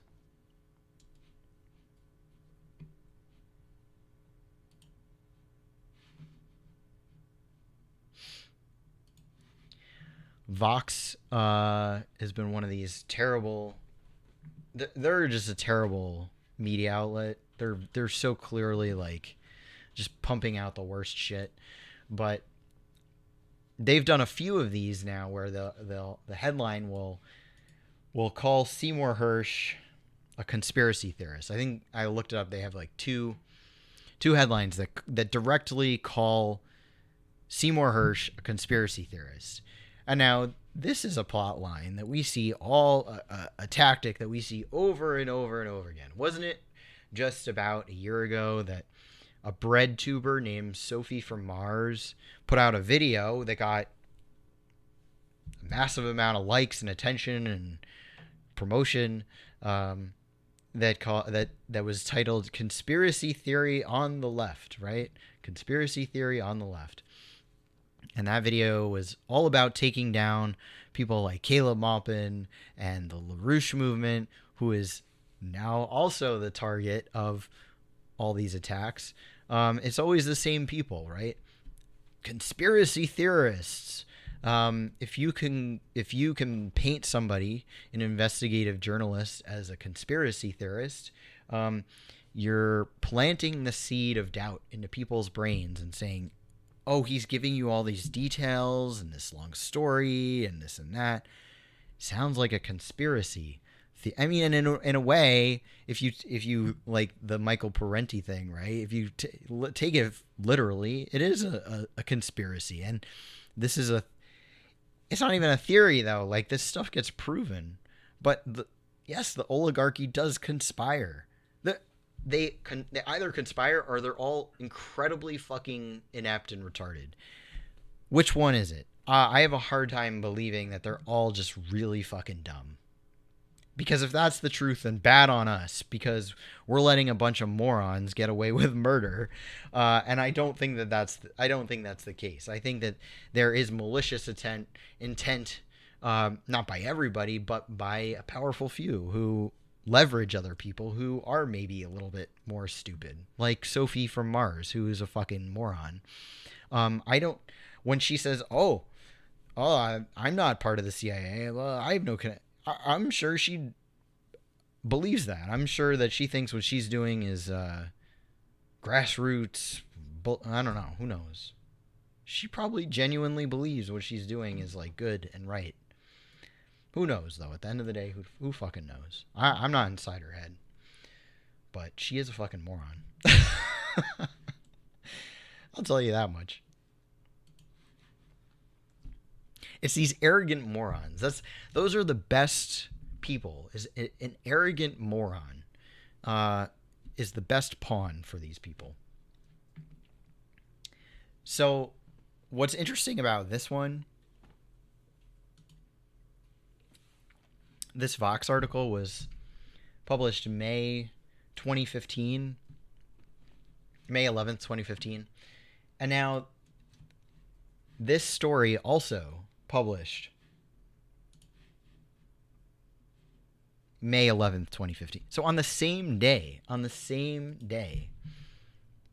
this guy says, wow, NBC News backs up Seymour Hersh's claim that Pakistan knew where bin Laden was. So that's a whole other story. It's amazing how Seymour Hersh is behind. He's like the only way we get real information on like the biggest stories. God bless Seymour Hersh, right? What an incredible American to deliver information on these pivotal fucking stories that literally shed light on the reality of what's going, how the American project is going off the rails, you know? Good on him. But so this was the story about Osama bin Laden, and the whole thing. I might not get all the details right, but so the whole thing was. Do you guys remember this when they finally found him and killed him? Right? Was this whole operation, and Obama took like a victory lap for it, and everyone was like, "Yay, USA, go USA!" But I guess there was evidence that that Seymour Hersh daylighted that actually no, he was just sort of hanging out, right? He was hanging out, and it wasn't this big heroic go USA thing. It was just sort of like, no, they knew what was going on, and they're just lying to the American people. They're lying to the American people about it, probably to promote. To cover up some other bullshit they're doing, right? To make themselves seem like heroes to the American people, to the American public, and say, "See, we got the bad guy." But it's bullshit, right? It's more bullshit. It's more lying to us. It's more creating a narrative to justify their wars and their atrocities that they do in our name too, in our name. That's the worst part, is that they use the name of our country that should belong to us to do these wars. And that's a terrible thing. That's the worst part about it, right? Yeah, and this article, talks about Hersh, I believe. While NBC News had been pursuing leads about a walk-in intelligence asset and about what a Pakistani intelligence knew, both assertions were made in a London Review of Books article by investigative reporter Seymour Hersh. Hersh's story, published over the weekend, raises numerous questions about the White House account of the SEAL operation. Do you guys remember the movie Zero Dark 30? I think was based on the whole thing too. That's how the media works hand in hand with the news and the supposedly real news, and then the fantasy world of movies and Hollywood, to just reinforce these narratives, right? Reinforcing the mainstream narrative. There was that movie Zero Dark 30 with Jessica Chastain. Talking about this heroic takedown of Osama bin Laden. It has been strongly disputed both on and off the record by Obama administration and current and former national security officials. So, we can see the way Hersh is treated by the mainstream. In my eyes, makes him even more credible, right?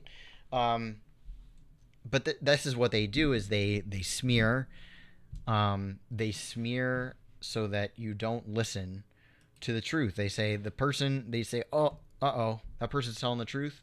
You know what? Actually, I heard that they're a bad person. That they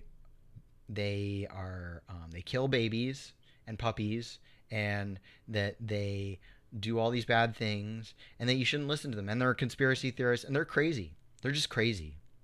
You shouldn't listen to them. They're crazy. And then that colors your interpretation of the information. You have to work that much harder to say, well, let me forget who it. Sure, it is important who's saying things and why they're saying them, but people let that get in the way of what's being actually said, right?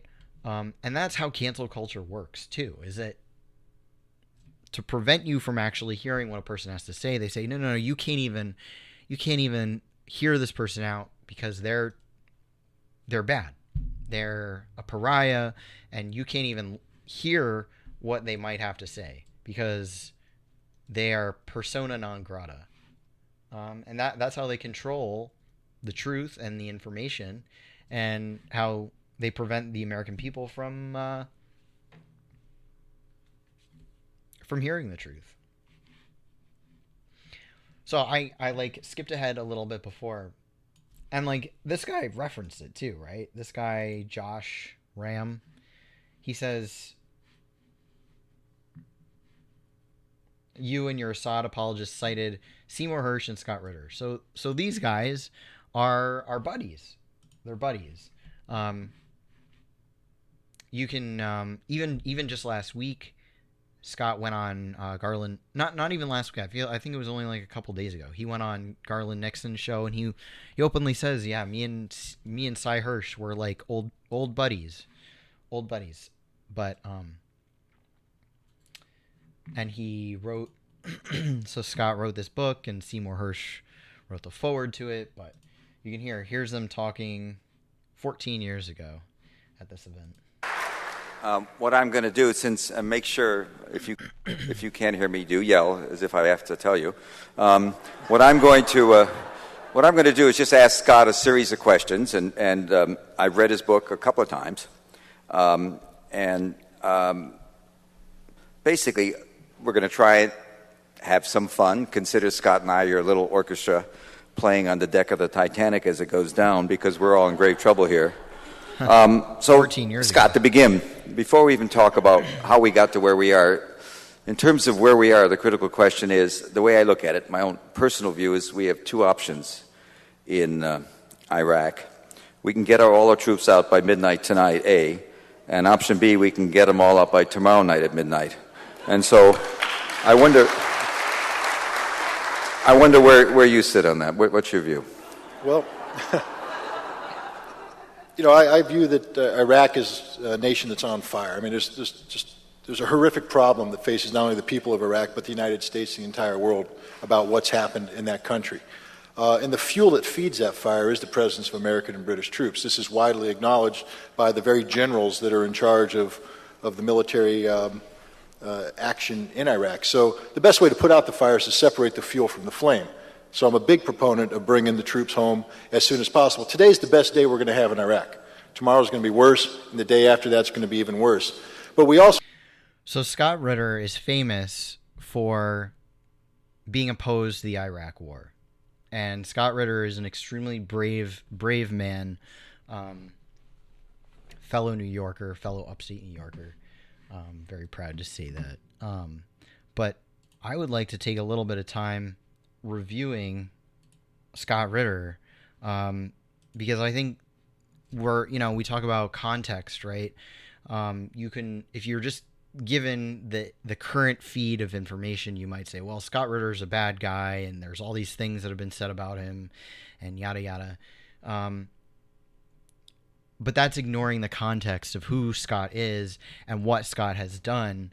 And that if you don't understand the context of who Scott Ritter is and what he's done, you might have a knee-jerk reaction and just say, okay, well, yeah, he's a bad guy. Why should I listen to him? He shouldn't be at this event.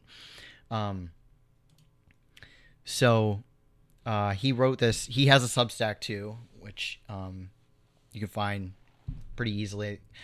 I think you just Google like Substack and their names, Scott Ritter or Seymour Hersh, you can find pretty easily. He's really good at writing too, so I recommend reading the whole thing. But I'll read a few of the beats here. This is in context to the event that's happening on Sunday, the anti-war rally, the Rage Against the War Machine rally. And so there was a big back and forth, right? He was invited, but then there was pressure to get him disinvited, and then he was disinvited, but then reinvited and disinvited. So at this point, he is not. I don't think that he is going to be speaking at the event. But he put out, his own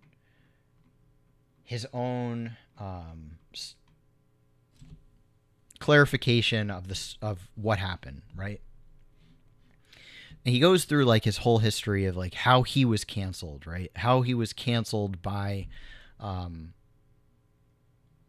basically by the military industrial complex.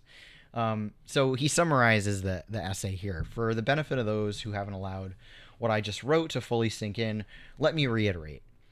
On my own initiative, I came up with a plan which, if implemented, had a very real chance of preventing a war from breaking out. To be clear, the Iraqi government, including Saddam Hussein, was on board. All I had to do was have the courage to pull it off. So he was a UN weapons inspector, and he had this plan to collaborate with the Iraq government to de-escalate a situation, prevent the Iraq war from happening. Basically, he could have prevented the Iraq war. I formed a team of people I thought were as committed as I was to the cause of preventing war to help me implement this plan. Then a disgruntled cop, with or without the assistance / collusion of the FBI, made a phone call to the press, putting into the public spotlight a story which was designed to compel those I had entrusted with this mission of peace to pull out, killing the effort. So basically, there was a local guy, who didn't like him for whatever personal reason. And whether this guy knew he was being used as a pawn or not, right? Going back to this idea like Sophie from Mars. Probably has no fucking idea that she's just a useful idiot. whether this guy knew it or not, he helped trigger a series of events which got Scott basically canceled and ruined his plans for de-escalating a situation and preventing this war from happening. And he says, it worked. And one of my biggest regrets in life is that I let it work. I had the opportunity to go it alone, to travel to Baghdad myself and see the mission through. The Iraqi government was ready to receive me. My previous intervention in September 2002 to implore the Iraqi government to allow UN weapons inspectors to return to work had forestalled the U.S. invasion by helping discredit the false claim about weapons of mass destruction. Which, do you guys remember this? The whole reason we went to war with Iraq was because they supposedly had weapons of mass destruction, which we later found out was a fucking lie. We went to war on this lie that Scott was trying to daylight. I had momentum on my side. The 6-point peace plan should have been given a chance.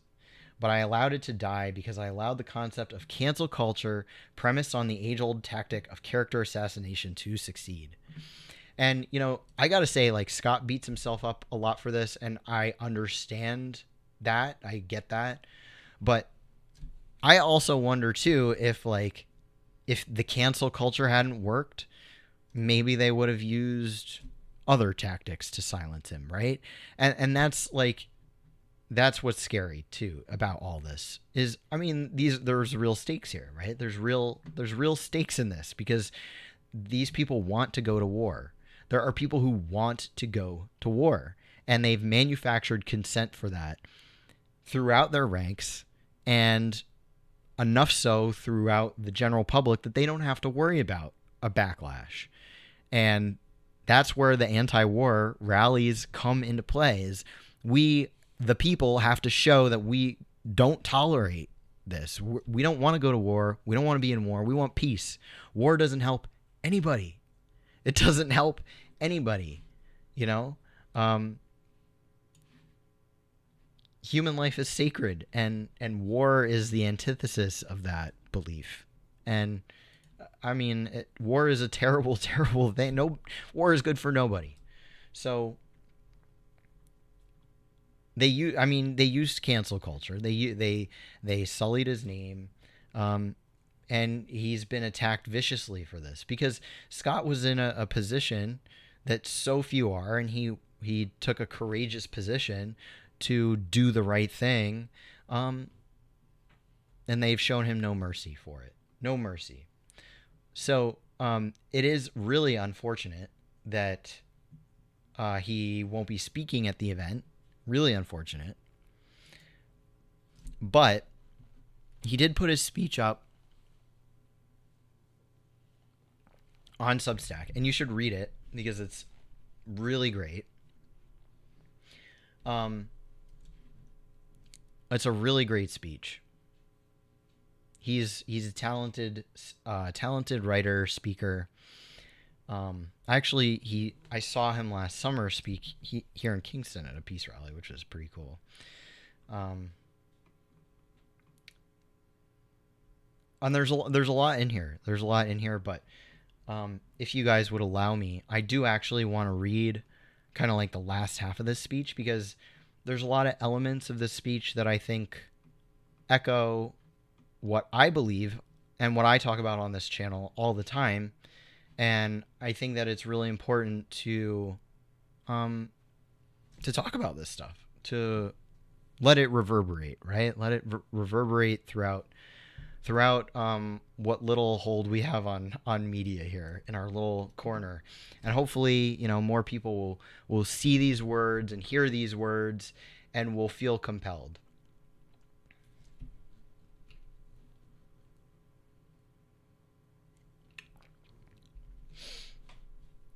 In the case of U.S.-Russia relations, this fear is produced by systemic Russophobia, imposed on the American public by a war machine and its compliant minions in the mainstream media. Left to its own device, the collusion between government and media will only further reinforce ignorance-based fear through a process of dehumanizing Russia and the Russian people in the eyes of the American public. Until we have become desensitized to the lies and distortions, accepting at face value anything negative said about Russia. It is here in such a situation that we can turn to Scripture, John 8:32, for some guidance. Then you will know the truth, and the truth will set you free. And I just want to say this is, I'm not a religious person, obviously, or maybe that, I don't know if that's obvious or not, but I mean, I wasn't raised with organized religion in my life, but this is a phrase that culturally I have taken in, being raised in a Judeo-Christian world, right? This line is just, it's one of my favorites, and it's so important, and it is something that guides me, I think, in what motivates me, and what rings true for me, and I hope that you guys, that it resonates for you too, that when you know the truth will set you free. And it's like such an important thing to remember, and that's what Space Commune is all about. That's like what this is all about, right? Is to get to the truth, because you are inherently good, and you know what the right thing to do is, and you'll be able to make the decision to do the right thing when you know the truth, and that's how the truth sets you free. And I just think that's very important. But what truth? The truth as told by the government, as promulgated by the mainstream media? That is no truth, but rather a bodyguard of lies constructed on the behalf of a war machine that wants every American to accept without question the legitimacy of weapons, the only known utility of which is the destruction of all mankind, meaning nuclear war. Some 60 years ago, on these very steps in this very place, a man of peace gave a speech that captured the imagination of the nation and the world, searing into our collective hearts and minds. I have a dream. Dr. Martin Luther King's historic address confronted America's sordid history of slavery and the inhumanity and injustice of racial segregation. In it, he dreamed that one day this nation will rise up and live out the true meaning of its creed. We hold these truths to be self-evident, that all men are created equal. All men are created equal. These words resonated in the context of America's desperate internal struggle with the legacy of slavery and racial injustice. But these words apply equally, especially when taken in the context that we are all God's children, black, white, rich, poor, American, Russian. You see, I too have a dream that the audience gathered here today can find a way to overcome the ignorance-based fears generated by the disease of Russophobia, to open our minds and our hearts to accept the Russian people as fellow human beings, deserving of the same compassion and consideration as our fellow Americans, as all humankind. And this is speaking to this idea that we are a global world, right? We are an international community, and our national sovereignty is important, just as our international solidarity is important, right? Because we can't just operate as just little islands of people. Because what happens when our little island grows and grows and grows and grows, and we bump up against another little island of people? Well, then, okay, we've created the conditions for another war. No, we have to see ourselves not only as patriots of our nation, but we have to see the international community and how we're all connected, how we're all human beings, right? We're all living here together at the same time. And that's a beautiful thing. I think I'm alive right now, and you're alive right now, and we're alive together. And that is amazing, right? We are alive together. Life is a gift, And we have been given that gift to share at the same time. And that's amazing. And we should be reverent of that. We should be reverent of the fact that we are alive here together right now. I too have a dream that we, the people of the United States of America, can unite in common cause with the Russian people to build bridges of peace that facilitate an exchange of ideas, open minds closed by the hate-filled rhetoric of Russophobia that is promulgated by the war machine and its allies, and allow the love we have for ourselves to manifest itself into love and respect for our fellow man, especially those who live in Russia. Newton's third law, that every action has an equal and opposite reaction, applies to the human condition every bit as much as it applies to the physical world.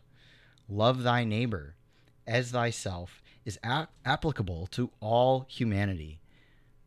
I too have a dream that by overcoming the hate generated by systemic Russophobia, we can work with our fellow human beings in Russia to create communities of compassion that, when united, make a world filled with nuclear weapons undesirable and policies built on the principles of mutually beneficial arms control second nature.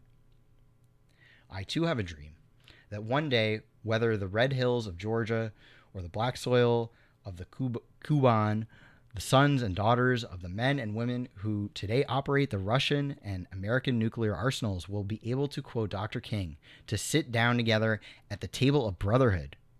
This is not an impossible dream. I have lived it. I once was corrupted by the hatred that comes from fear generated by the ignorance about the reality of those who I was trained to kill. And trained to kill, right? So he's talking about Russophobia and people who we are trained to hate.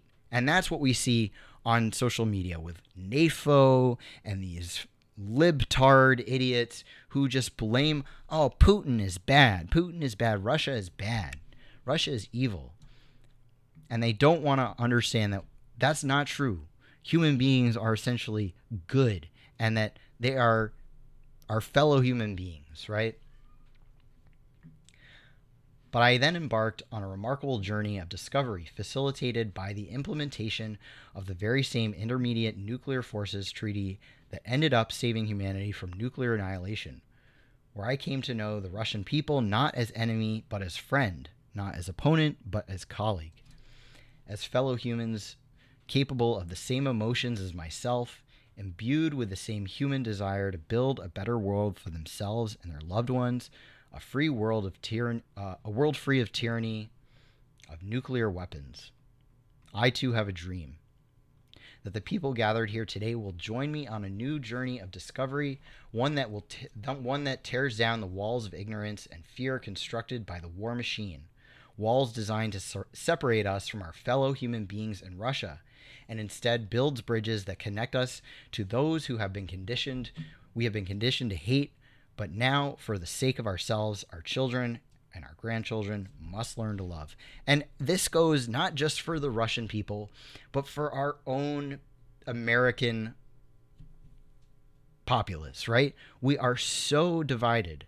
And this is the strategy of the ruling elites, is to keep us divided, to say, we have irreconcilable differences. We cannot come together for peace. We cannot come together for the most important notion of human existence, which is peace and being against wars of annihilation.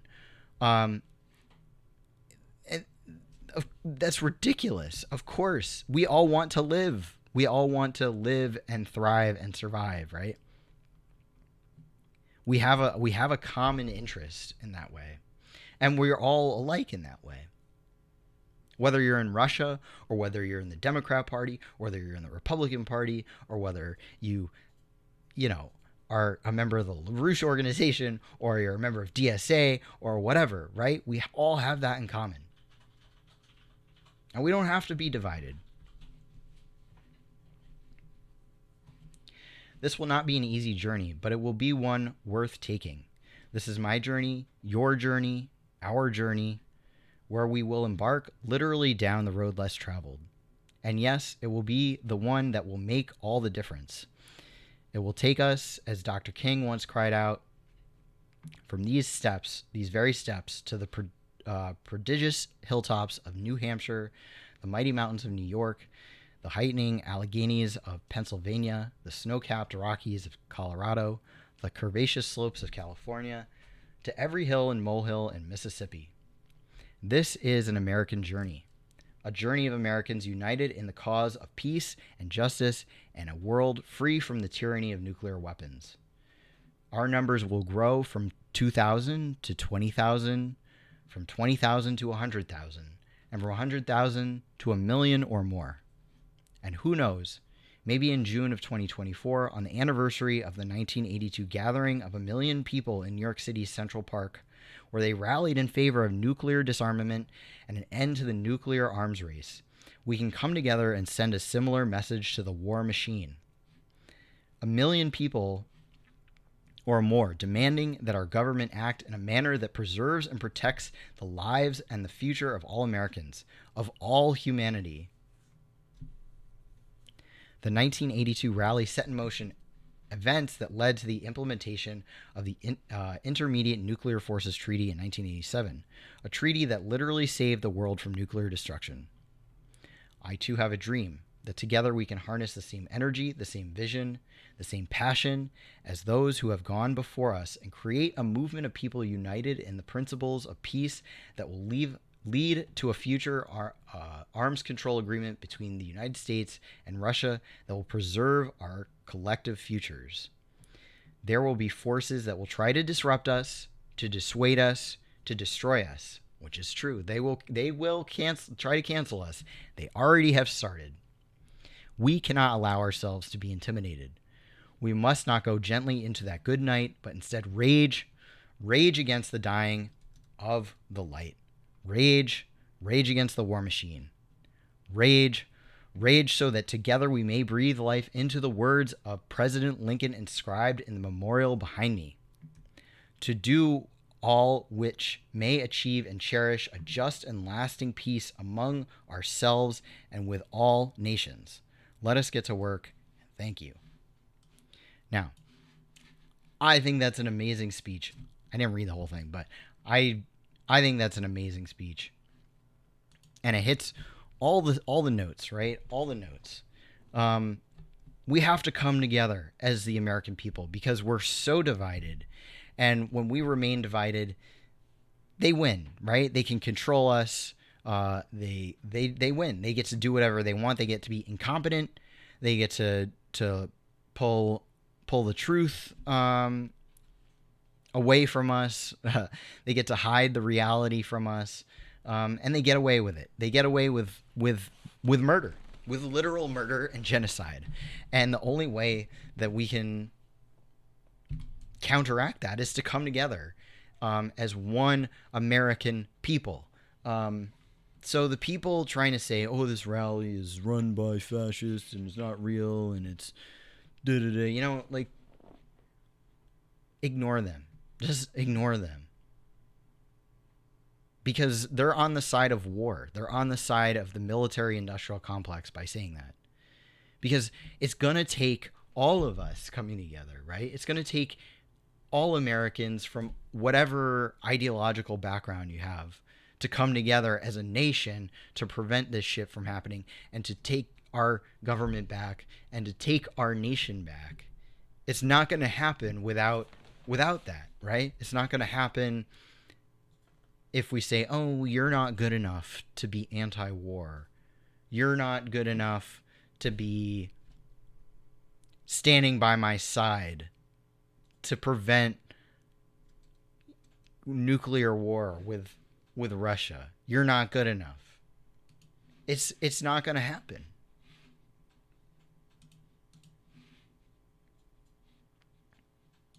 So if you can make it to this event, please do. It's in, we got the countdown here. 4 days, 16 hours, 37 minutes, and 5, 4, 3, 2, 1.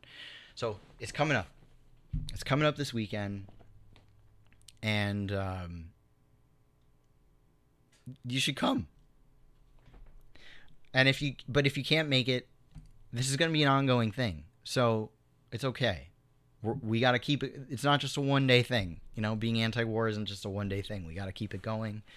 And we got to organize locally. We got to organize nationally and globally. And hey, if the haters want to have their own event, I support them. I support them because at the end of the day, this is the one issue that we can all agree on is not to die in a nuclear war. I think we can all agree on that, right? And honestly, like, I think it's really fucking based. It actually excites me to work with people who I am like, I don't know, maybe this is why I was always rejected by the leftists, but I really like working with people who disagree with me and finding common ground. I get off on that. Like, it excites me, you know, when you can say, well, I've come from this angle and you come from that angle. We don't agree on some things, but on this, we have common ground and our fates are tied together and we share a common interest. That is exciting to me because that's what it's all about. That's what it's all about, is coming together with people who are different, right? I thought the left was all about embracing differences, right? You know, some people, look, I will say this about libertarians, is that especially like on their Twitter accounts, like the New Hampshire Libertarian Party, sometimes they'll put out tweets that are like fire. They're fucking, I'm like, oh, hell yeah, I'm like, hell yeah, leftists are assholes, or, you know, whatever. They'll just say like really base shit. And other times they'll be like, they'll post something that is like really fucking cringe. And I'm like, whoa, they're just like they're like one extreme or the other. But I'll give them this. I will give, in general, libertarians, right-leaning libertarians, they seem genuine about what they believe. And you can't say that about leftists. Leftists are duplicitous, where they'll say, oh, we care about this and that and the other. But they wear that as a cloak. Because they want you to perceive them as holier than thou. But they use that as an excuse to do whatever selfish bullshit they want. And they're libertarians too, right? They're anarchists and whatever. But they're liars about it. They're fucking liars. Whereas like more right-leaning libertarians, in my experience, I feel like they're like, yeah, I want no government. And I want to do what I want. They're more honest. They're less pretentious about it. They're less pretentious about where they stand. They're more in your face about it. And I respect that. Same here. Someone in this very chat recommended a book to me that changed my mind about China. It's okay to admit that you may have been wrong about something. Yeah, totally. I used to think that overpopulation was a real concern. I used to be a vegetarian. I was a vegetarian for 9 years. I used to think eating meat was wrong. You can change your mind about it. That's a good thing, to change your mind about things. I think people build their whole identities off of like their beliefs, right? But you have to be open to new information. If you're not open to new information, and you've hinged everything on this identity and this belief system, then you'll never grow and you'll never change. The only thing you have to be committed to is the truth, right? And your identity can evolve and change and whatnot, but as long as you're approaching everything in an honest manner, I can look back at the time that I was a vegetarian and say, you know, like, I was pursuing that because I thought it seemed like the right thing to do at the time. And then I learned information that, like, you know, I learned about, CAFOs, concentrated feedlots, factory farms, and how terrible that was. And I was like, that's terrible. I love animals. I don't want to hurt them. That's mean. But, you know, then when I learned, like, okay, wheat threshers in the fields that harvest products for vegans, that are non-meat, they kill, if not as many more than the slaughterhouses do. You know, the lives of snakes, mice, insects, you know, all these animals that die in the field from wheat threshers. So okay, you're not actually preventing anything from dying by not eating meat. It's just a lie you tell yourself, you know, to feel good. And that's what leftism is. It's the lie you tell yourself to feel good. That's what leftism is. It's ignoring the reality to make yourself feel good. And to be clear, I know some of you guys are vegan, vegetarian. I want to just say I have no hate for anybody who's a vegan or vegetarian. It's the people who make you feel bad about your... I don't want to make anyone feel bad about their diet. And they shouldn't make me feel bad either. So, but you guys know who I'm talking about. It's the same thing with like the bike stuff. You know, I like my bike. I like riding my bike. But when you turn that into like your political agenda, that the world has to revolve around this preference of yours, that's when you turn into an asshole. But this event is going to be so awesome. The points, the demands here are really good. Not one more penny for war in Ukraine. Negotiate peace. Stop the war. Stop war inflation. Disband NATO. Global nuclear de-escalation. Slash the Pentagon budget. Abolish the CIA and military industrial deep state. See, I mean, that's great. A great thing to find common ground with libertarians on is like reducing the size of the government. Yeah, let's fucking get rid of these like intelligence agencies that spy on our own people. Abolish war and empire, restore civil liberties, free Julian Assange. I mean, these are great. These are really great points to agree with. And I expect there to be a very heavy libertarian presence based on who is organizing it.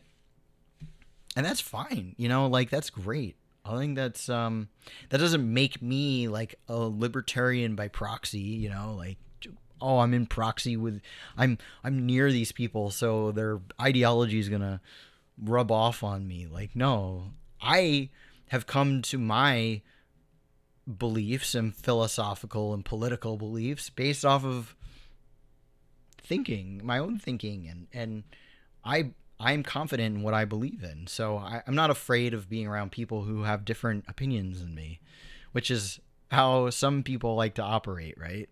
Is that your opinions are happen through osmosis with who you're around. But I'm excited to see that TNT Radio is sponsoring this, because I am going on TNT Radio tomorrow night. So listen in tomorrow night on Hervoy's show. Pull it up. On TNT Radio at 8:20. Oh, look, he's on right now. So I'm going to be on tomorrow with Hervoy, so give that a listen. I'm sure we'll be talking about the event. But yeah, it's exciting to see all these people coming together. All these people coming together.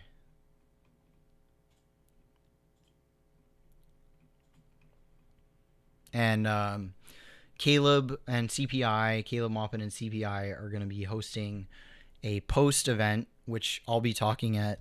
So that'll be fun. It's going to be a long day. It's going to be a long weekend. Just all that driving.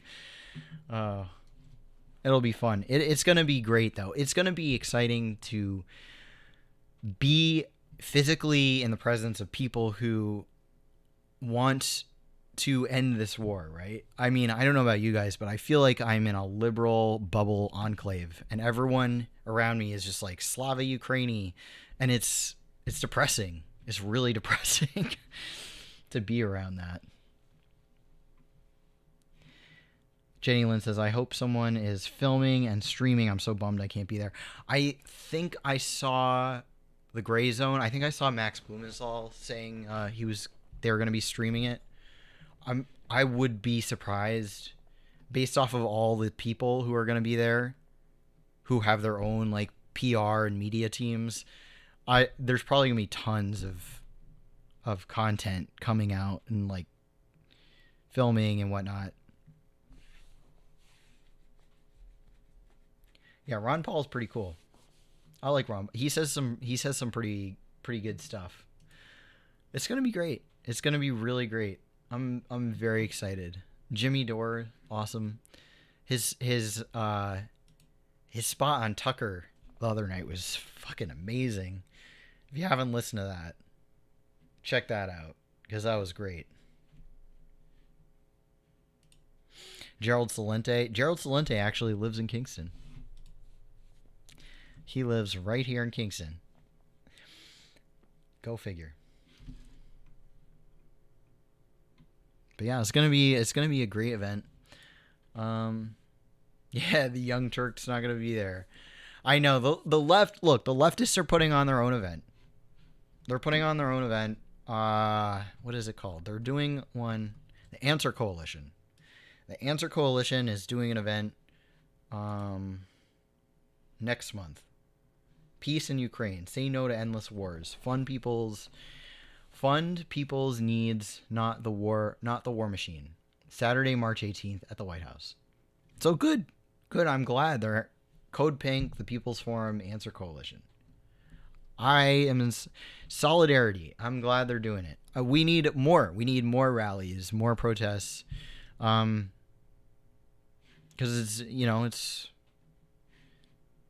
it's an ongoing thing. So good. I'm glad they're doing it. I'm glad they found their own way to do it. That's good.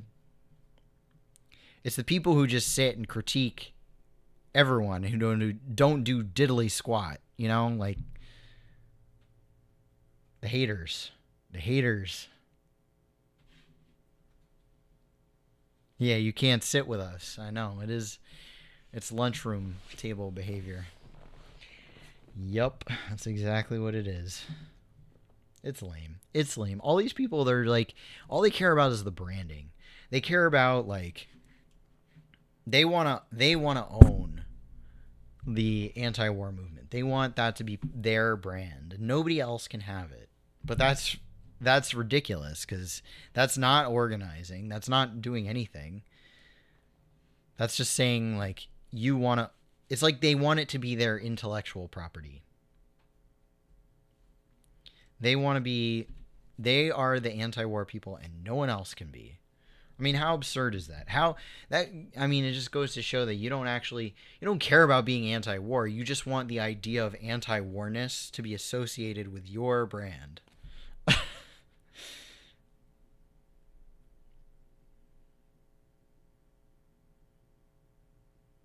PSL answer. Definitely think they own shit. Yeah. I mean, we'll see what comes out of their thing. I wish them the best. I wish them the best. I have not had luck with leftists. I have not had luck. But leftism isn't a permanent disease.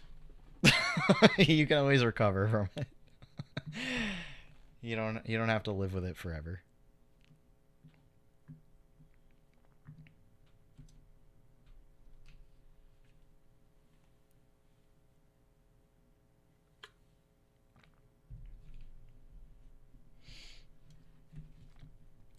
So if you enjoyed this content, you enjoy the Space Commune content, please consider becoming a Patreon. That is much appreciated. The lowest level is $1, and that's just to show your appreciation, and I love that.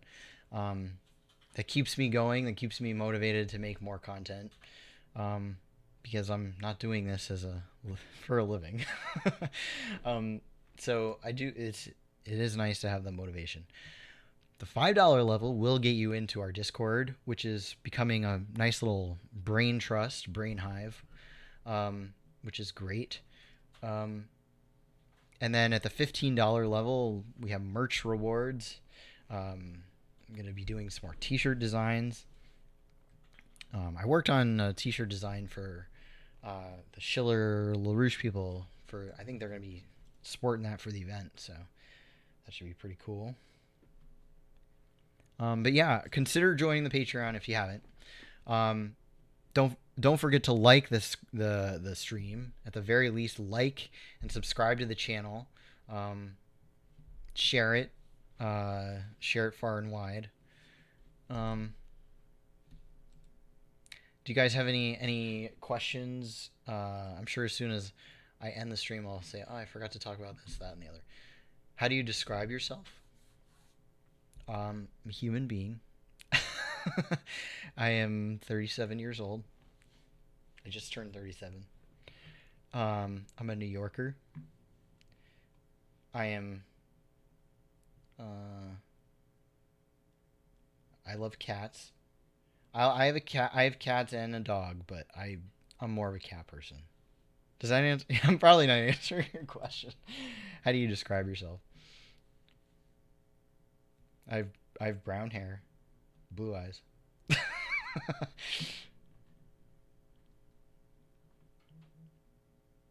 Which metric do you use to describe yourself? These are weird questions. Compared to the political compass. Like authoritarian versus libertarian and left and right. I don't know. I honestly don't know because I'm sure a lot of people on the right might consider me I might come off as a leftist because I'm basically like I don't know, I'm just accepting of I'm an artsy faggot, okay? So like I kind of seem leftish, but then leftists like they just call me like a Republican, like I don't know, right-wing fascist. You're right-wing fascist. So, I don't know. It depends on I hate the left and right thing. I hate it. I think I'm a traditional person in my like personal like the way I can move through the world, but I'm also like I'm a very open-minded person. I'm not bigoted at all. I grew up around gay people and people of all ethnicities, genders, sexualities. Like I'm very like not I'm very open to that. The perfect mix to enrage everyone who assigns their beliefs to a political spectrum. Yeah. I think the best people I come across are like, yeah, it's all bullshit. Like most people are just like regular good people. You know, they don't feel a need to like classify themselves as like right wing or left wing or this or that or the other. Or if they do, I mean I don't know. There's a lot to be left to be desired on either side of this political spectrum, right? I mean, growing up, the conservatives always seemed like they were just, they're mean and they wanted to like punish people and blah blah blah, and it was the left that was more open and nice to people. But I sort of like a very, elementary way of viewing the left and the right. Lumpy is going to get a haircut. Enjoy your haircut, Lumpia. I always love when they like wash my hair and they like massage. That's the best part. Get a mullet.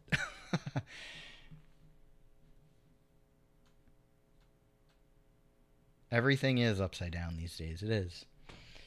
It is. I know. I find myself siding. Well, I'll say this. I find myself siding more with Republicans on stuff. The left is way more into the degrowth stuff. Joe Biden, our sitting president, is pro-war, pro-Nazi, pro-Ukraine, and he is on the left, right? Supposedly he's a Democrat. It's all relative, right? It's all relative. Ritter is an old school based Cold War liberal, one of the few whose brains didn't get broken by Obama and Trump. Yeah. Yeah. I mean, that's the thing. You'll find allies. This is why, this is why I reject the left right thing. And my big thing is, are you pro humanity or anti humanity? And that's where I see the distinction. Everything else is just like nonsense. It's just like preferences that, like, you can have your preferences and we can argue about them, but it's inconsequential to the bigger picture, which is, are you pro-humanity or are you anti-humanity? And there are some Democrats who are pro-humanity and there are some Republicans who are anti-humanity.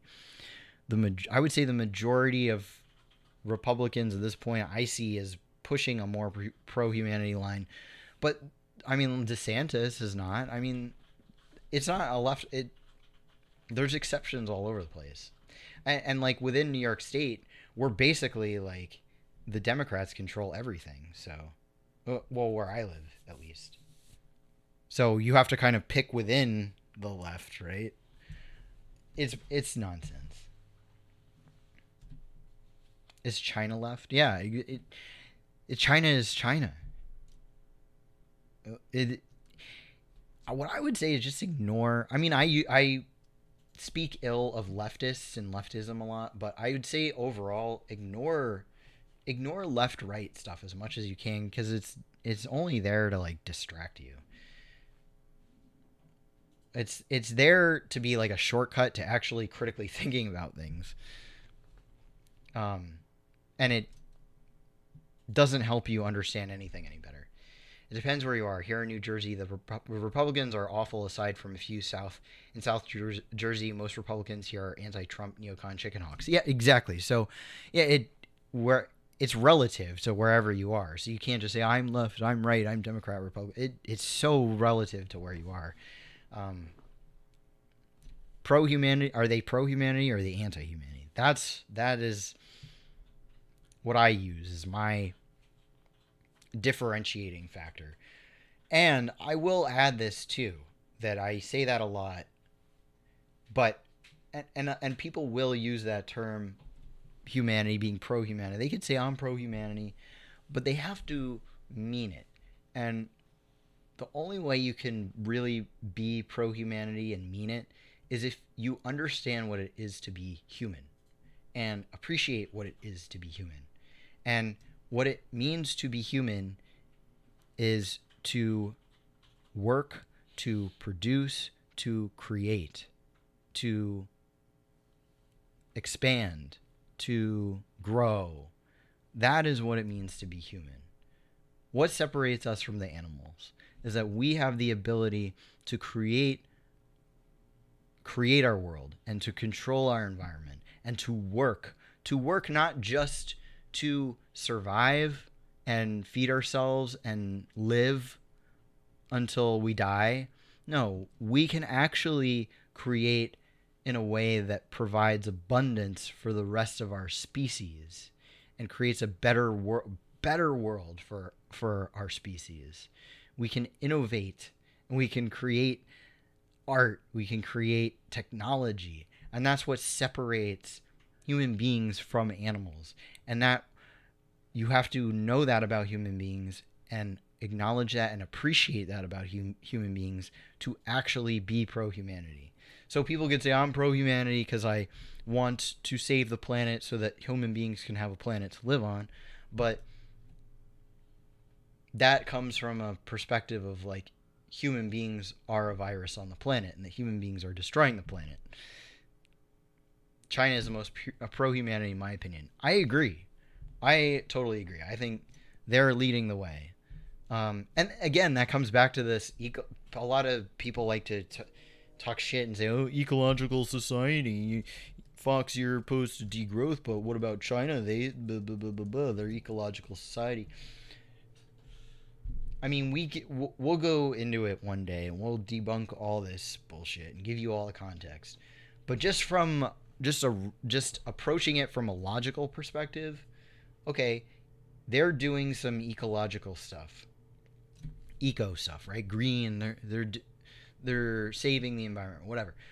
Are they doing that in a way that says that underpins the thesis of, well, humans are the reason why, and humanity is a virus on the planet? Or are they saying, no, we want to improve the environment and protect it and whatever, while growing, because humans are good, and we're going to continue to burn coal because human beings need coal, and it's this is the difference, right? This is the difference, where it's not just like they're pro environment or they're anti environment.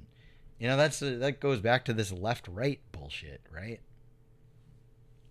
It's undialectic. It's an undialectical way of viewing the world, if we want to return to dialectic, the historical and material dialectic, right? That we want to use to understand the world, is these different forces, right? In contradiction to each other. How can we synthesize the contradictions into something that progresses our knowledge further and our well-being further? It's by understanding the history, the context, the synthesis of two different ideas that seem in opposition. How do we synthesize them? I mean, that's win-win cooperation, right? Is synthesizing the interests of different nations, synthesizing them, and not saying these two things are colliding and it's just survival of the fittest and we got to have a melee bash. No, it's saying, how can we synthesize our interests? How can we have win-win cooperation? Yeah, China is the most progressive nation, entity, civilization of people in the world right now, and there might be some anti-China people at this event, but I am happy to be amongst them in common cause against the Ukraine war, to say, hey, brother, we are together against this war, against Russia. Now, will you join me against the war that they're trying to create against China too? Or should I go to an event where everyone already loves China and we all already agree on everything? No, I'm going to go find common ground with people and then open them up to more stuff, right? Say, no, actually, what all that bullshit about Ukraine and Russia, they do the same shit with China.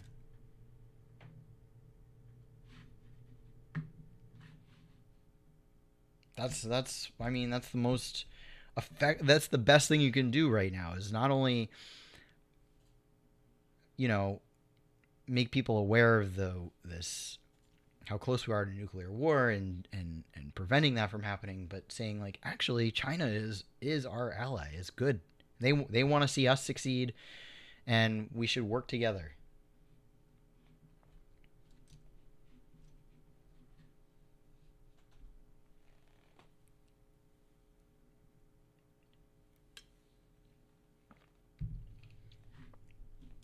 Did I forget it? Did I forget anything tonight? Are you going to talk about money and funding stuff, or do you want to save that? Yeah, I'm not going to talk about that tonight, but I was thinking about doing a revisit of my video from 2020 about the NPIC, will the revolution be funded? So that'll be coming up on a future stream. I don't think I'm going to tackle that tonight. But for the future. But then as far as tonight, I think I think we got through it. I know as soon as I end the stream, I'll say, oh, I forgot to talk about this thing. But Seymour Hersh is good. Scott Ritter is good. Rage Against the War rally is going to be epic and based. And of course the haters are coming out of the woodwork to try to stop it. They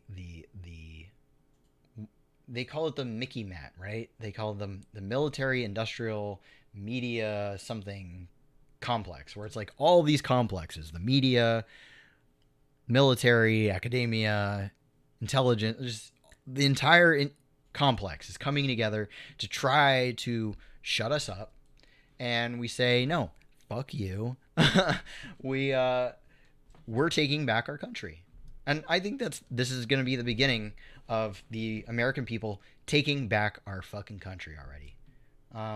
You know, we had some false starts with like BML was like some bullshit, and like, you know, January 6th, I think they had the right idea, but it was, you know, kind of a psyop. But we're gonna do it right this time. We're getting it right, and we're gonna take back our country. All right, guys. Well, check me out on TNT Radio tomorrow night, and if I might not stream again until next week, but I'll try to check in somehow, maybe from the event. Maybe I'll do like a little stream from the event somehow or something. But we'll talk to you guys next time.